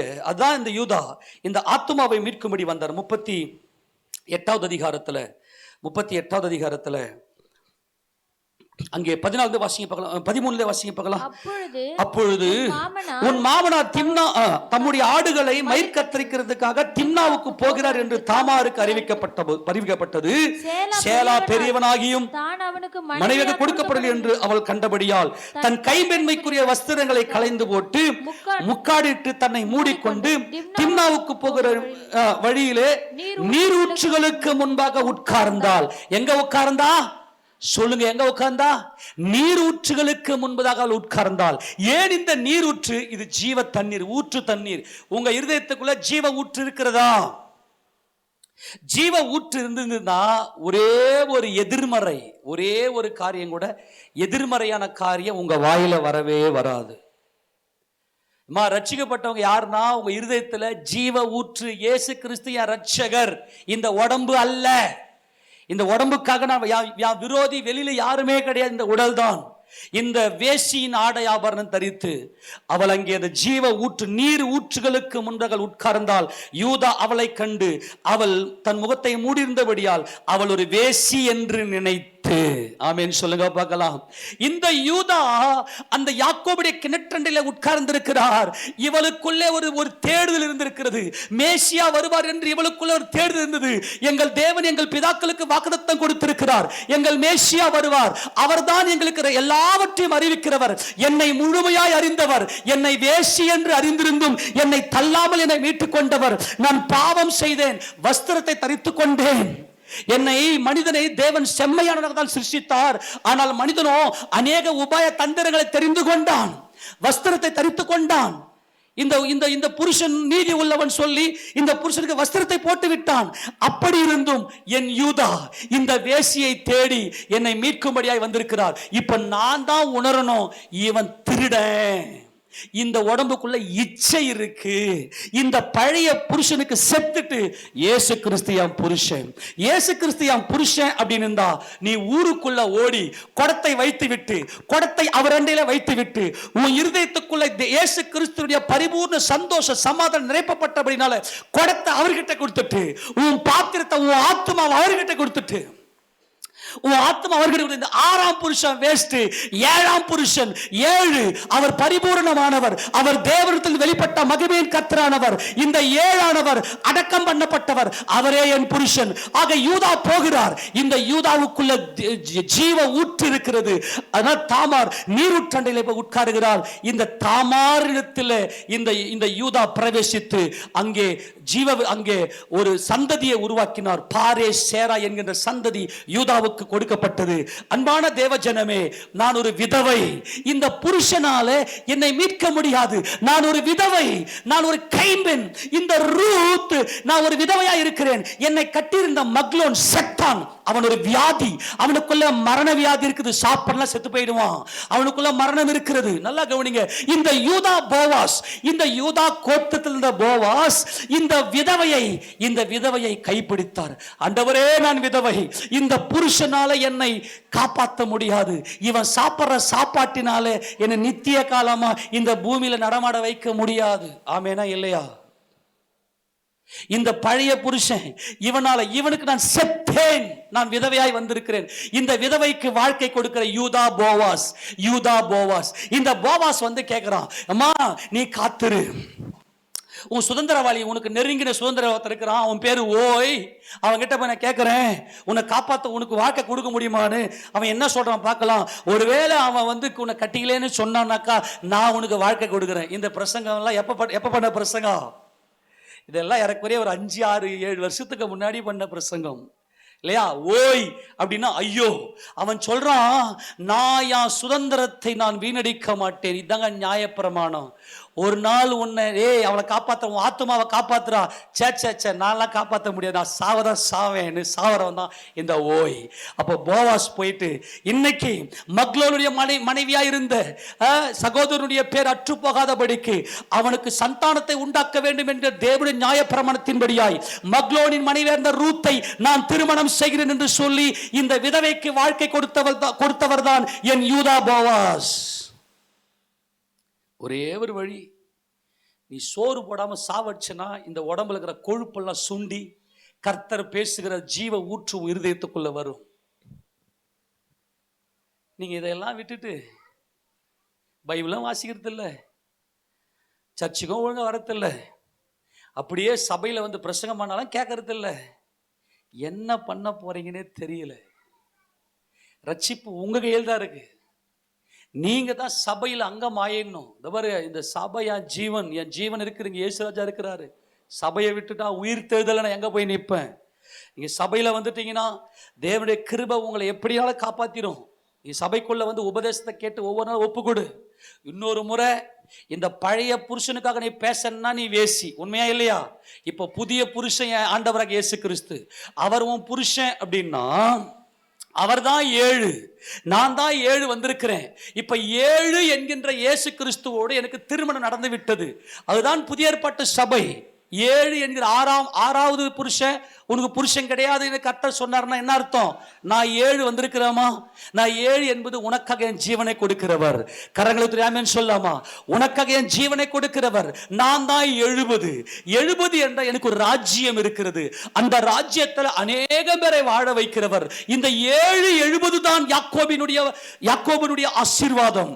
நான் தான் 7, நான் தான் 70 தர மன்னிக்க வேண்டும். என் சகோதரன் எனக்கு விரோதமாய் குற்றம் செய்து விட்டு ஆண்டவரை மன்னிப்பு கேட்க வந்தால் 7 தரம் மன்னித்தால் போதும் ஆண்டவரே என்று பேதுரு கேட்டபோது கர்த்தர் சொன்னார், 7 தரம் மாத்திரமல்ல 70 தரம் மன்னி. உன் சகோதரனை நீ பகையா நினைக்கிறனா? ஏன் பகையா நினைக்கிற? இந்த உடம்புக்காக தானே பகையா நினைக்கிற? அப்ப நீ தேவ ராஜ்யத்துக்குள்ள இல்ல. அப்ப கர்த்தர் சொல்றாரு, நான் தான் மேசியா, நான் தான் 7 அப்படின்னு இந்த ஸ்திரீ கிட்ட சொன்னதுமே அந்த ஸ்திரீ மணவாளனாகிய என் ஆத்தும மணவாளனாகிய இயேசு கிறிஸ்து நீரே ஐயா என்று சொல்லி அவர் ஆச்சரியத்தில் பிரமை கொண்டு அவள் குடத்தை வைத்து விட்டால் அந்த 7 என்கின்ற கிறிஸ்துவின் பரிபூர்ணத்தினால் அவள் நிரப்பப்பட்டாள். கரங்களை ஊத்தி ஆமென் சொல்லாமா? இன்னைக்கு எத்தனை பேர் குடத்தை வைத்து விட்டு ஓடுறீங்க? குடத்தை வச்சு அவர் பக்கத்துல உன் ஆத்துமா, உன் மனம் அவர் பக்கத்தில் அவரோடு கூட இணைந்து விட்டது. என் கர்த்தரோடு இணைந்து என் மனம், என் ஆத்தும மணவாளன். அவள் ஓடி போய் வந்து பாருங்கள், அவர்தான் 7. இப்போது சீஷர்கள் ஊருக்குள்ளே போயிட்டு போஜனத்தை கொண்டு வந்து கர்த்தருடைய சமூகத்தில் வந்து ஆண்டவரே போஜனம் பண்ணும் என்று சொன்னபோது, இந்த போஜனம் நான் புசிக்கத்தக்க ஒரு போஜனம் இருக்கிறது, நீங்கள் அறியாத ஒரு போஜனம் இருக்கிறது என்று சொல்லி கர்த்தர் இங்கே சொல்லி 70 என்பதை அவர் 70 என்பது ராஜ்யம், 7 என்பது பரிபூரணம். கிறிஸ்துவே பரிபூரணம், 70 என்பது ராஜ்யம் சொல்லி வாசித்து முடிக்கலாம். எடுத்து வாசிக்க பார்க்கலாம். இதே 4வது அதிகாரத்தில் அங்கே கர்த்தர் சொல்றாரு 26 வசனத்தை வாசிங்க பார்க்கலாம். அதற்கு இயேசு, உன்னுடனே பேசுகிற நானே அவர் என்பது 7. நான் தான் கிறிஸ்து, நான் தான் மேசியா, நான் தான் தேவனிடத்திலிருந்து வந்தவர், நான் தான் தேவனிடத்திலிருந்து வந்தவர். உன் பழைய புருஷன், 6வது புருஷன் உன் புருஷன் இல்ல. எல்லாரும் ஆமென் சொல்லுங்க பார்க்கலாம். மனுஷனுக்கு எத்தனை அறிவு? 6 அறிவு இல்ல. இந்த 6ஆம் அறிவு புருஷன் புருஷன் அல்ல. 7ஆம் அறிவு 7 தேவனை பற்றின வெளிச்சத்தை கொடுத்த இயேசு கிறிஸ்துவை புருஷன். எத்தனை பேர் விசுவாசிக்கிறீங்க? அப்ப இயேசு கிறிஸ்துவ புருஷன்னா நீ சோறு தின்ன மாட்ட, பைபிள் மட்டுமே வாசிப்ப. பைபிள் வாசிக்கிறதுக்காக, இயேசு கிறிஸ்துவோடு பழகுவதற்காக, இயேசு கிறிஸ்துவோடு வாழ்வதற்காக நீ சாப்பாடு சாப்பிடுவ.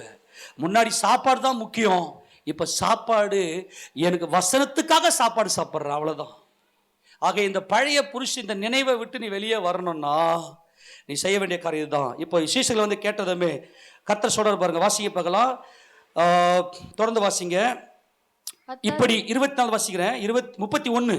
இப்படி நடக்கையில் சீஷர்கள் அவரை நோக்கி, ரபி போஜனம் பண்ணும் என்று வேண்டிக் கொண்டார்கள். அதற்கு அவர், நான் புசிக்கிறதுக்கு நீங்கள் அறியாத ஒரு போஜனம் எனக்கு உண்டு என்றார். அப்போது சீஷர்கள் அவரை நோக்கி ஒருவர் பார்த்து, யாராவது அவருக்கு போஜனம் கொண்டு வந்திருப்பானோ என்றார்கள். இயேசு அவர்களை நோக்கி, நான் என்னை அனுப்பினுடைய சித்தத்தின்படி செய்து அவருடைய கிரியை முடிப்பது என்னுடைய போஜனமாய் இருக்கிறது. என் போஜனம் எதுன்னா, என் பிதாவின் சித்தத்தை செய்து முடிக்கிறேன் பாருங்க, அதுதான் என்னுடைய போஜனம். அந்த பிதாவின் சித்தத்தை செய்து முடிப்பது என்பதுதான் 7. அதை முடிச்சிட்டு எனக்கு ஒரு ராஜ்யம் உண்டு 70. இந்த ராஜ்யத்துல நான் யாரையுமே புறம்பா தள்ளல, எல்லாரையும் என் நடுவில் சேர்த்து கொண்டேன்.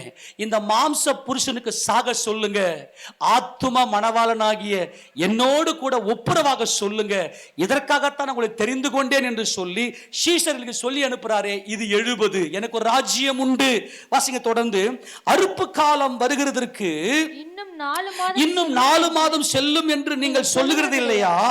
இதோ வயல் நிலங்கள் இப்பொழுதே அறுப்புக்கு விளைந்திருக்கிறது என்று உங்கள் கண்களை ஏறெடுத்து பாருங்கள் என்று நான் உங்களுக்கு சொல்லுகிறேன். இதுதான் ராஜ்யம் 70. எப்பா, இந்த நிலங்களை, இந்த வயல் நிலத்தை எல்லாம் அறுத்து எடுத்துக்கொண்டு வந்து சபையில சேருங்க. இந்த சபை என்னுடைய ராஜ்யம். அல்லேலூயா சொல்லுங்க பார்க்கலாம். சபை யாருடைய ராஜ்யம்? எல்லாம் தூங்குதுங்க. உங்க நித்தியத்தை பத்தி பேசின்னு இருக்கிறேன். நீ வாழ்ந்துட்டு ஒரு நாள் அப்படி தவிப்ப. இந்த உடல் சிக்காயிட்டு, இந்த உடல் உன்னை காப்பாத்தாது. நீ கல்லீரல நம்பிக்கின்னு அச்சு எல்லாம் தள்ளுற, கல்லீரல நம்பி நீ சரக்கு அடிக்கிற, கல்லீரல் ஒரு நாள் காலி ஆயிடும். நீ உன் குடலை நம்பி ஃப்ரைட் ரைஸ் இது அது அச்சு உள்ள தள்ளுற, ஒரு நாள் குடல் காலி ஆயிடும். நீ உன் இதயத்தை நம்பி எல்லா ஆயிலையும் பொறிச்சுது அச்சு உள்ள தள்ளுற, உன் இதயம் ஒரு நாள் உன்னை கைவிட்டுரும். ஆனா உன் புருஷன் இயேசு கிறிஸ்து மாத்திரமே உன்னை நித்தியத்துக்கு வாழ வைப்பார். இதை நீ புரிஞ்சுக்கோன்னு பேசிங்கிற, இன்னும் தூங்கின உட்காந்துங்கிற. இயேசு கிறிஸ்து உன் நினைவுல கொண்டு வந்துட்ட, நான் நீ தப்பிச்ச. இந்த உடம்புக்காக பேசிடாத. என்ன திட்டுறான், என்ன அடிக்கிறான், பிடிக்கிறான், அது வேசித்தானோ, இயேசு கிறிஸ்துக்கு பண்ற துரோகம். இயேசு கிறிஸ்து என் புருஷன் சொல்லிட்டோம், இந்த புருஷனுக்காக நீ பேசுறன்னா நீ நல்ல மனைவியா? நீ இந்த உடம்புக்கு இது இல்லை அது இல்லை இவன் திட்டுற, இதெல்லாம் தேவ ராஜ்யம். கர்த்தர் சொல்றாரு, இது சபை என் ராஜ்யம். அறுப்பு காலம் ரெடியா இருக்குது, ஜனங்க ரெடியா இருக்காங்க. நீ குடத்தை இங்க வச்சிருந்தது உண்மையானால், நீ சபையில உன் ஆத்துமாவை வைத்திருப்பது உண்மையானால், இயேசு கிறிஸ்துவின் அண்டையில குடத்தை வைத்திருப்பது உண்மையானால், நீ ஊருக்குள்ள ஓடி உன் வாய் சும்மாவே இருக்காது. ஒரு மாசத்துக்கு ஒரு ஆத்துமாவையாவது அறுத்து கொண்டு வந்து சபையில வச்சிருவ. இதுதான் உண்மையான ரட்சிப்புக்கான வழி. நான் 70, எனக்கு ஒரு ராஜ்யம் இருக்கிறது. நான் 70 என்பதுதான் யாக்கோபினுடைய வழி என்பதை வாக்குத்தத்த 6 பார்த்தோம். அன்பான தேவஜனமே, அதுதான் இன்னைக்கு ஆண்டவர் பேசிக் கொண்டிருக்கிறார். எனக்கு ஒரு ராஜ்யம் இருக்கிறது. நீங்க சபையில இந்த ஆத்துமக்களை அறுத்து கொண்டு வா. உட்கார்ந்து மணிக்கணக்கா வெட்டி கதை பேசுறியே, கர்த்தர் ஒரு நாள் கணக்கு கேட்பாரு. உன்னை எதுக்காக அவங்க கூட பேச வச்ச? என் அன்பை சொல்றதுக்கு தானே. நீ குடத்தை வச்சிருப்பது உண்மையானால், உன் பாத்திரம் என்னுடைய ஆசீர்வாதத்தினாலே என் அன்புல நிறைந்திருப்பது உண்மையானால், நீ என்ன குறித்து பேசி அந்த ஆத்மாவை அறுத்துன்னு வந்திருப்பியே. கர்த்தருங்க சொல்றாருங்க, இந்த அறுக்கிறது தான் தேவன் நமக்கு கொடுத்திருக்கிற மாபெரும் ரகசியம். ஒரு மாபெரும் ரகசியம். இந்த ஜனங்களுக்கு போய் அன்பை சொல்லு. இன்னைக்கு எத்தனை ஜனங்க தங்கள் எல்லாம் பைபிள் வசனம் வாடுறாங்க. ஏசப்பா சொல்றது, இந்த உலகம் போயின்னு இருக்கு. தங்கள் நினைவுகள் அவங்க மூளை அறிவுல உலக வேர்ல்டு சிஸ்டம், ஐயோ அந்த ஜனங்களுடைய முடிவு என்னமா இருக்குமோ, அந்த ஜனங்களுடைய முடிவு என்னமா இருக்குமோ. சபைக்குள்ள வந்து இன்னைக்கு இயேசு கிறிஸ்துடைய நினைவுல வாழ்ந்து கொண்டிருக்கிற நாம் கிறிஸ்துடைய மனைவிகள். ஒரு மனைவி ஒத்துமையா இருக்கணும். இந்த புருஷனை பத்தி நீ பேசிட்டனா கர்த்தருக்கு எவ்வளவு துக்கமா இருக்கும்ல. என்ன அவன் கிள்ளிட்டான், என்ன அவன் குத்திட்டான், எனக்கு அவன் மேல ஒரே ஆசையா இருக்கு, எனக்கு அந்த பொண்ணு மேல ஒரே ஆசையா இருக்கு, நான் அவனை லவ் பண்றேன் அப்படின்னா இந்த புருஷனுக்காகத்தான், இந்த அறிவுக்காகத்தான் லவ். குடத்தை நீ அவர் பக்கத்துல வை, அவர் அண்டையிலேயே குடத்தை வச்சுட்டு உன் மனம் அவரோடு கூட ஒன்றிணைந்து விட்டது. சொல்ற கர்த்தர், விதைக்கிறவனும் அறுக்கிறவனும் ஆகி இருவரும் ஒருமித்து சந்தோஷப்படத்தக்கதாக அறுக்கிறவன் கூலியை வாங்கி நித்திய ஜீவனுக்காக பலனை சேர்த்து கொள்ளுகிறான். உங்க வீட்டில் இருக்கிறவங்க உங்களால் ஆயத்தப்படுத்த முடியுதா? அறுக்கிறீங்களா நீங்க? எப்பா யேசுராஜா, உன் ஆக்டிவிட்டீஸ்ல தெரிஞ்சிடணும். உன் ஆக்டிவிட்டீஸ்ல உன்னுடைய ஆக்டிவிட்டீஸை பார்த்துட்டு உன் குடும்பத்தை ரட்சிக்கப்பட்டுடணும். நீ அறுத்தன்னா அதை நித்திய ஜீவனுக்கு என்று சேர்த்து வைக்கிறியான். நம்மெல்லாம் வேசிகளா இருக்கிறோம். நம்ம சிருஷ்டிகர்த்தரை விட்டுட்டு இந்த உடம்புக்கு துணியை போட்டோம். ஐயோ துணியை போட்டோம். ஐயோ இந்த புருஷனுடைய அறிவுல இந்த புருஷனுக்கு நம்ம அடிமையா போயிட்டோம். இந்த உடம்பு, இந்த புருஷன் நம்முடைய ஆத்மாவை காப்பாற்ற முடியாது. இவன் போடுற சோறு நம்முடைய ஆத்மாவை காப்பாத்தாது. இயேசு கிறிஸ்துவே மெய்யான போஜ சொல்லி அறுத்துன்னு வா அப்படின்னு அனுப்புறாரு. அவ போயிட்டா பாடுறா, குடத்தை வச்சுட்டு ஓடுறா பாடுறா. டே சீஷர்களே, என்ன ஃபாலோ பண்றவங்களே, எனக்கு ஒரு ராஜ்யம் இருக்குடா, நான் தான் 70, நான் தான் நீதி உள்ள ராஜா, நான் தேவ ராஜ்யத்தை ஆளுகை செய்ய வேண்டும். இந்த ஜனங்க தெரியாம இருக்கிறாங்க. அவங்க நினைவுல என்ன கொண்டு போய் வை, அவங்க நினைவுல இயேசுவே தெய்வம்னு போய் ஜபம் பண்ணு. எனக்கு எத்தனை பேருங்க உபவாச ஜபம் பண்றீங்க ஆத்துமக்களுக்காக? உண்மையிலேயே இயேசு ராஜாவுடைய குடத்தை வைத்த மனைவிகள், நான் சொல்றது ஃபுல்லா ஸ்பிரிச்சுவல் சொல்லிட்டேன், எழுத்தின்படியே அல்ல, ஆத்தும மணவாளன். அவங்க அத்தனை பேருமே ஓடி போய் அறுப்பாங்க. அவங்களால சும்மா இருக்கவே முடியாது. அவங்க தான் தேவனை சந்திப்பாங்க, மீதி பேர் தேவனை சந்திக்க மாட்டாங்க. இயேசு கிறிஸ்து என் புருஷன்னு அவரை பத்தின நினைவிலேயே இருப்ப. இந்த கள்ள புருஷனுக்காக ஐயோ எனக்கு ஒரே தூக்கமாவே இருக்கு, ஐயோ எனக்கு ஒரே வியாதியாவே இருக்கு, ஐயோ என் மாமியார் எப்ப பார்த்தாலும் என்ன குத்திக்கினே இருக்குது, ஐயோ என் மருமக எப்ப பார்த்தாலும் என்ன கத்தியத்து குத்தி, இப்படின்னு இந்த உடம்ப பத்தியே பேசுவாங்களே. ஏசப்பா ஏத்துக்குன்னு, அதெல்லாம் வேசின்றார் கர்த்தர். அது புருஷனுக்கு பண்ற துரோகம்ன்றார். ஒரு நாள் இந்த உடம்பு அழிதானா போது, எதுக்கு இந்த ஜீவனை பத்தி பேசுற? இயேசு ராஜா ஜீவனை பத்தி பேசு.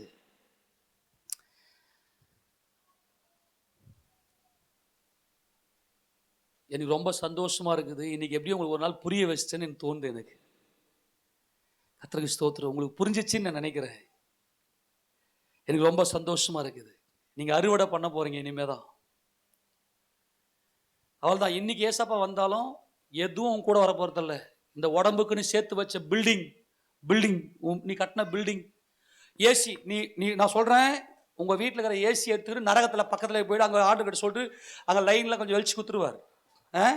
அங்கே யூதாஸ் இருப்பான், கூடவே இருந்து காட்டி கொடுத்தானே பணத்துக்காக. அவங்ககிட்ட யூதாஸ் கிட்ட ஃபோன் பண்ணுறங்க, யூதாஸ்க்கு ஃபோன் பண்ண, யூதாஸ் என்னால் ஏசி இல்லாமல் இருக்க முடியாது, கொஞ்சம் அங்கே பாதாளத்தில் ஒரு ஏசி ஒன்று ரெடி பண்ணி வச்சிரு. ஒரு நாள் இந்த உடல் உன்னை காப்பாத்தாது, நீ சாப்பிட்ற சாப்பாடு உனக்கு ஜீவனை கொடுக்காது. ஏமாந்துராத. இந்த 6ஆம் புருஷன் உன் புருஷன் இல்ல. 5 பேர் உனக்கு இருந்தார்கள். 6வது ஐம்புலன்களினால் உண்டாக்கப்பட்ட மாம்சம். இந்த 6வது புருஷன் உன் புருஷன் கிடையாது. நைட்டும் பகலுமா ஜெபிக்கிறியா? உன் புருஷனாக இயேசுவை நோக்கி ஜெபிக்கிறியா? ஏசப்பா எனக்கு நீங்க இல்லை, எனக்கு யாரும் இல்லை ஆண்டவரே, நான் பாவத்தை தண்ணி போல குடிச்சேன், என்னை காப்பாத்திருங்க, என்னை காப்பாத்துங்க.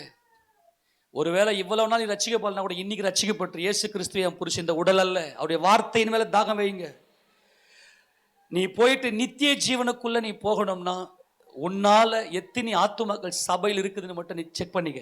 நீ எத்தனை பேரை ஏசப்ப ராஜ்யத்துக்குள்ள கொண்டு வந்து, அதான் 70.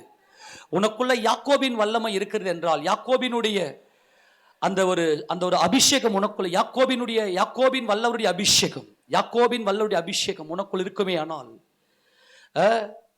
இஸ்ரவேலின் சங்கீதங்கள் இன்பமாய் மேன்மையாய் உயர்த்தப்பட்டு, யாக்கோபுடைய வல்லவரால் அபிஷேகம் பண்ணப்பட்டு, இஸ்ரவேலின் சங்கீதங்கள் இன்பமாய் பண்ணின தாவீதினுடைய அபிஷேகம் உனக்குள் இருக்குமே. ஆனால் யாக்கோபின் வல்லவருடைய அபிஷேகம் உனக்குள் இருக்குமே. ஆனால் நீ அறுத்து கொண்டு வர ஒவ்வொரு ஜனங்க கிட்டையும், ஒவ்வொரு ஜனங்களும் உன் கேரக்டரை பார்த்து ரசிக்கப்பட்டுருவாங்க. என்னடா இது, இவங்களுக்குள்ள இயேசு இருக்கிறாரு, இவங்களுக்குள்ள இந்த 6ஆம் அறிவு வேலை செய்யலையே, இந்த மாம்சம் வேலை செய்யலையே, இவங்களுக்குள்ள இயேசு இருக்கிறாரு, எனக்கும் இந்த இயேசு, எனக்கு சமாதானமே இல்லையே, இந்த மாம்சத்தை நம்பி ஏமாந்து போயிட்டனே, சமாதானமே இல்லையே. நான் என்ன சொல்றேன், இன்னைக்கு கறி குழம்பு ரொம்ப அருமையா இருந்துச்சுன்னு சொல்லிட்டு எப்பவுமே ஒரு தட்டு சாப்பிட்ற நீங்க, அப்பா எனக்கு ரொம்ப டேஸ்டா இருக்குது, ரொம்ப இந்த அறிவு, இந்த கறி குழம்பு அறிவு ரொம்ப டேஸ்டா இருக்குன்னு சொல்லிட்டு 2 தட்டு சாப்பிடு, காலி பண்ணிட்டு இந்த உடம்பு ஒண்ணு, இந்த உடம்பு ஒத்துக்காது. எதுக்கு இந்த உடம்பை நம்பி வாழ்ந்துங்கிறீங்க? போய் அருங்க. இயேசு கிறிஸ்துவின் அன்பை உங்க சொந்த பந்தங்களுக்கு மத்தியில காட்டுங்க. ஏனென்றால் வாசிங்க தொடர்ந்து, விதைக்கிறவன் ஒருவன் அறுக்கிறவன் ஒருவன் என்கிற மெய்யான வழக்கச் சொல் இதனாலே விளங்குகிறது. நான் விதைத்தேன், நீ போய் அறு. அந்த ஜனங்களுக்கு போய் சொல்லு, என் அன்பை போய் சொல்லு. நீங்கள் பிரயாசப்பட்டு பயிரிடாததை அறுக்க நான் உங்களை அனுப்பினேன், மற்றவர்கள் பிரயாசப்பட்டார்கள், அவர்களுடைய பிரயாசத்தின் பலனை நீங்கள் பெற்றீர்கள் என்றார். நான் செய்த எல்லாவற்றையும் எனக்கு சொன்னார் என்று சாட்சி சொன்ன அந்த ஸ்திரீயினுடைய வார்த்தையின் நிமித்தம் அந்த ஊராரில் உள்ள சமாரியரில் அநேகர் அவர் மேல் விசுவாசம் உள்ளவர்களானார்கள். எல்லாரும் கரங்களை தட்டி தேவனுக்கு மகிமை செலுத்துங்க பார்க்கலாம். அல்லேலூயா. நான் செஞ்ச எல்லாத்தையும் நான் அந்தரங்கத்துல எங்க அம்மா எங்க அப்பாவுக்கு தெரியாம, என் கணவனுக்கு தெரியாம, என் மனைவிக்கு தெரியாம நான் செஞ்ச பாவங்கள் எல்லாம் அதிகம், என் கர்த்தர் எல்லாவற்றையும் அறிந்திருக்கிறார் சொல்லி உன் வாயை மூடுவே நீ. அதுதான் உண்மையான ரட்சிப்பு. இன்னமும் உன்னை பத்தி நீ இன்னமும் பெரிய நீதிமான் மாதிரியும், உன் உடம்புல ஓரத்து ஃபுல்லா பிளட்டு, இச்சையின் ரத்தம், எங்க இந்த நீதி செய்வ? எப்படிங்க நீதி செய்வீங்க? கரண்ட்டை போய் தொட்டா அப்படியே கூலா இருக்குமா? கரண்ட் ஒன்று எப்படி தூக்கி அடிக்குமோ? உன்னால பாவம் மட்டும்தான் சிந்திக்கும், இந்த உடம்புல பாவத்தை மட்டும்தான் சிந்திப்ப. அவ சொல்றா, நான் செஞ்ச எல்லாவற்றையும் ஒருத்தர் சொல்லிட்டாரு, அப்பா நீர் தேவனுடைய குமாரன், அந்த ரங்கத்துல நான் பண்ண அத்தனையும் உங்க கண்ணுக்கு முன்னாடி இருக்கிறது, நானே இப்படிப்பட்ட பாவியா இருக்க இன்னொருத்தனை பத்தி நான் எப்படி ஆண்டவர் நான் பேசலாம்? இந்த உடம்புக்கு என்ன அழகு இல்லையா? அசிங்கமான ட்ரெஸ், அது டைட்டா ட்ரெஸ்ஸை போட்டு நல்ல கலரா மேட்ச என்ன சுடிதாரோ அதே கலர் வளையல், அதே கலர் லிப்ஸ்டிக்கும், அதே கலர் கொண்டையும், அந்த கொண்டைக்கு தேவையான அந்த மண்டையில தேவை ஒரு பூவாம், இதெல்லாம் வச்சுக்கின்னு போனா தான் ஸ்டைல, அதே கலர் செருப்பான். இதை ரசிக்கிறவன் ஆத்துமா, இந்த மூஞ்ச ரசிக்கிறவன் ஆத்துமா ஒரு நாளைக்கு கதரும். அன்னைக்கு வாய்ப்பே இல்லை. இந்த வாழ்க்கை ரட்சிக்கப்படுறதுக்காகத்தான், ஒரே ஒரு வாழ்க்கை, ரட்சிக்கப்படுவதற்காக மட்டுமே இந்த வாழ்க்கை. ஒழுங்கா ட்ரெஸ்ஸை போடுங்க, நல்லா லூஸா போடுங்க, நல்லா ஃப்ரீயா, டைட்டா வேணாம், லூஸா வேணாம், டீசெண்டா மீடியமா போடுங்க. எடுக்கிறத உடனே லெக்கிங்ஸ் போட்டுக்கின்னு உடம்ப டைட் பண்ணிக்கின்னு இந்த உடம்பனுடைய அந்த டேஸ்ட்டை இன்னும் ஆத்மா விடலை. கேவலமா இல்லை, இதெல்லாம் இல்லை, பாவம் இல்லை. ஆனால் கர்த்தர் இன்றைக்கு இந்த ரட்சிப்பை நமக்கு புரிய வைத்திருக்கிறார். அவள் போய் சாட்சி சொன்னாள், நான் பாவி என்பதை அவள் அறிக்கை செய்தாள். ஐயா நான் பாவியா இருக்கிறேன், எனக்கு என்னங்க நீதி இருக்கு, என்னை குறித்து பேசுவதற்கு ஒன்றுமில்லை. அவள் சொன்ன அந்த ஒரே ஒரு வார்த்தையினாலே அந்த ஊர்ல இருக்கிற அத்தனை பேர் ரட்சிப்புகள் நடத்தினாலே அவளுக்குள்ள யாக்கோபின் வல்லவருடைய அபிஷேகம், 770 என்கின்ற அபிஷேகம் அந்த சமாரிய ஸ்திரீக்குள்ள வந்தது. கர்த்தர் நீதிமானுக்கு அல்ல, இந்த பாவிக்காக வந்தவர். நான் இனி இந்த உடம்பை பத்தி நான் பேச மாட்டேன் ஆண்டவரே, இந்த புருஷன் செத்துட்டான், ஞானஸ்நானத்தின அவரோடு கூட ஒப்புரவாயிட்டேன், அவரை அடக்கம் பண்ணிட்டேன். இதனுடைய கண்டினியூட்டியை நம்ம ஆண்டு விழாக்கு அன்னைக்கு நம்ம தொடர்ந்து பார்க்கலாம். ஏன்னா இந்த ஆண்டு விழாவில் நம்ம எல்லாரும் ரட்சிக்கப்பட்டவங்களா இருக்கணும். ஆமென் சொல்லாமா? இனிமே இந்த பழைய புருஷனை பத்தி பேசவே கூடாது. ஆமென் சொல்லுங்க பார்க்கலாம். இந்த பழைய இந்த பார் இனிமே இந்த பார் நான் எல்லாம் பாரு நான் முடிக்க போறேன், ஜெபம் பண்ண போறோம். இனிமே நான் இந்த பழைய புருஷனை பத்தி பேசவே மாட்டேன். எல்லாம் கையை தலைமையில் சொல்லுங்க பார்க்கலாம். இந்த 17 ஆண்டு காலத்துல தேவன் நடத்தின இந்த அபிஷேகம் உங்க தலை மேல தேவன் பூர்ணமாய் கொடுப்பாராக. நீங்கள் கிறிஸ்துவின் மனைவிகளாக இருக்கிறீர்கள். ஆமென் சொல்லுங்க. மணவாட்டி அல்ல, மனைவிகள். இந்த மனைவிதான் நித்திய காலமா மணவாட்டியை போல அவர் நேசிக்க போகிறார். எத்தனை பேர் சந்தோஷமா இருக்குது. மனைவி பாருங்க, நிச்சயமன்ட்ட வந்தவல்ல, கல்யாணமே ஆயிருச்சு. என் புருஷனோட கல்யாணம் ஆயிருச்சு. அவர் ஆத்தும மணவாளன், என் ஆத்தும மணவாளன். என்ன மணவாளன்? இந்த விபச்சார ஸ்திரீ. நான் விபச்சாரி, துணியை போட்டுனே. ஏது என்ன துணியை போடுறது யாரு? ஏய், துணியை தேவனை போட்டு கொடுத்தாரு இந்த துணியை. நான் வேசி, என் ஆத்தும மணவாளன், என் கர்த்தர், என் புருஷன். ஏன் ஒயிட் போட சொல்றோம்? செத்துட்டோம் இவனுக்கு. இந்த மூஞ்சிக்கு ஏத்த மேட்சா போனவன் வாய் உன் நாக்கு அறுப்பாராக கர்த்தர், அறுத்துருவார். இவ்வளவு நாள் சத்தியத்தை கேட்டுன்னு அறிவு கொஞ்சம் கூட கிடையாது. விபச்சார ஆவி உள்ள பூந்து நாசப்படுத்துது. மேட்ச் வேணுமா? என் ஆத்தும மணவாளன் என் இயேசு கிறிஸ்து எனக்குள் இருக்கிறார். என்னை தேடி வந்தார். ஆமேனா? என்னை தேடி வந்தார். என்னை மீட்டு கொண்டு சபையில வச்சுட்டார். அவருடைய ராஜ்யத்துல வச்சுட்டார். அவர் ராஜ்யத்தில் வச்சுட்டாரா? இல்லை ஆமேன் சொல்லாமா? அவர் ராஜ்யத்தில் வச்சுட்டாரா? அறுப்போமா போய் அந்த ஆத்தும மணவாளன் மட்டும் வாசிங்க. உன்னத பாட்டின் புத்தகம், உன்னத பாட்டின் புத்தகம் 3ஆம் அதிகாரம். உன்னத பாட்டு 3ஆம் அதிகாரத்துல 1ஆம் வசனத்தை வாசிங்க பார்க்கலாம். ராக்காலங்களில் என் படுக்கையிலே என் ஆத்தும நேசரை தேடினேன், தேடியும் நான் அவரை காணவில்லை. கவனிங்க, என்னை தேடி வந்தார். அவர் நான் தேடி ஆகிலும் அவரை கண்டுபிடிப்பேன். எல்லாரும் முழங்கால் படியிட்டு என் ஆத்தும நேசர் எல்லாம் ஒரு மனதோடு தேவ சமூகத்துல ஒரு மனப்பட்டு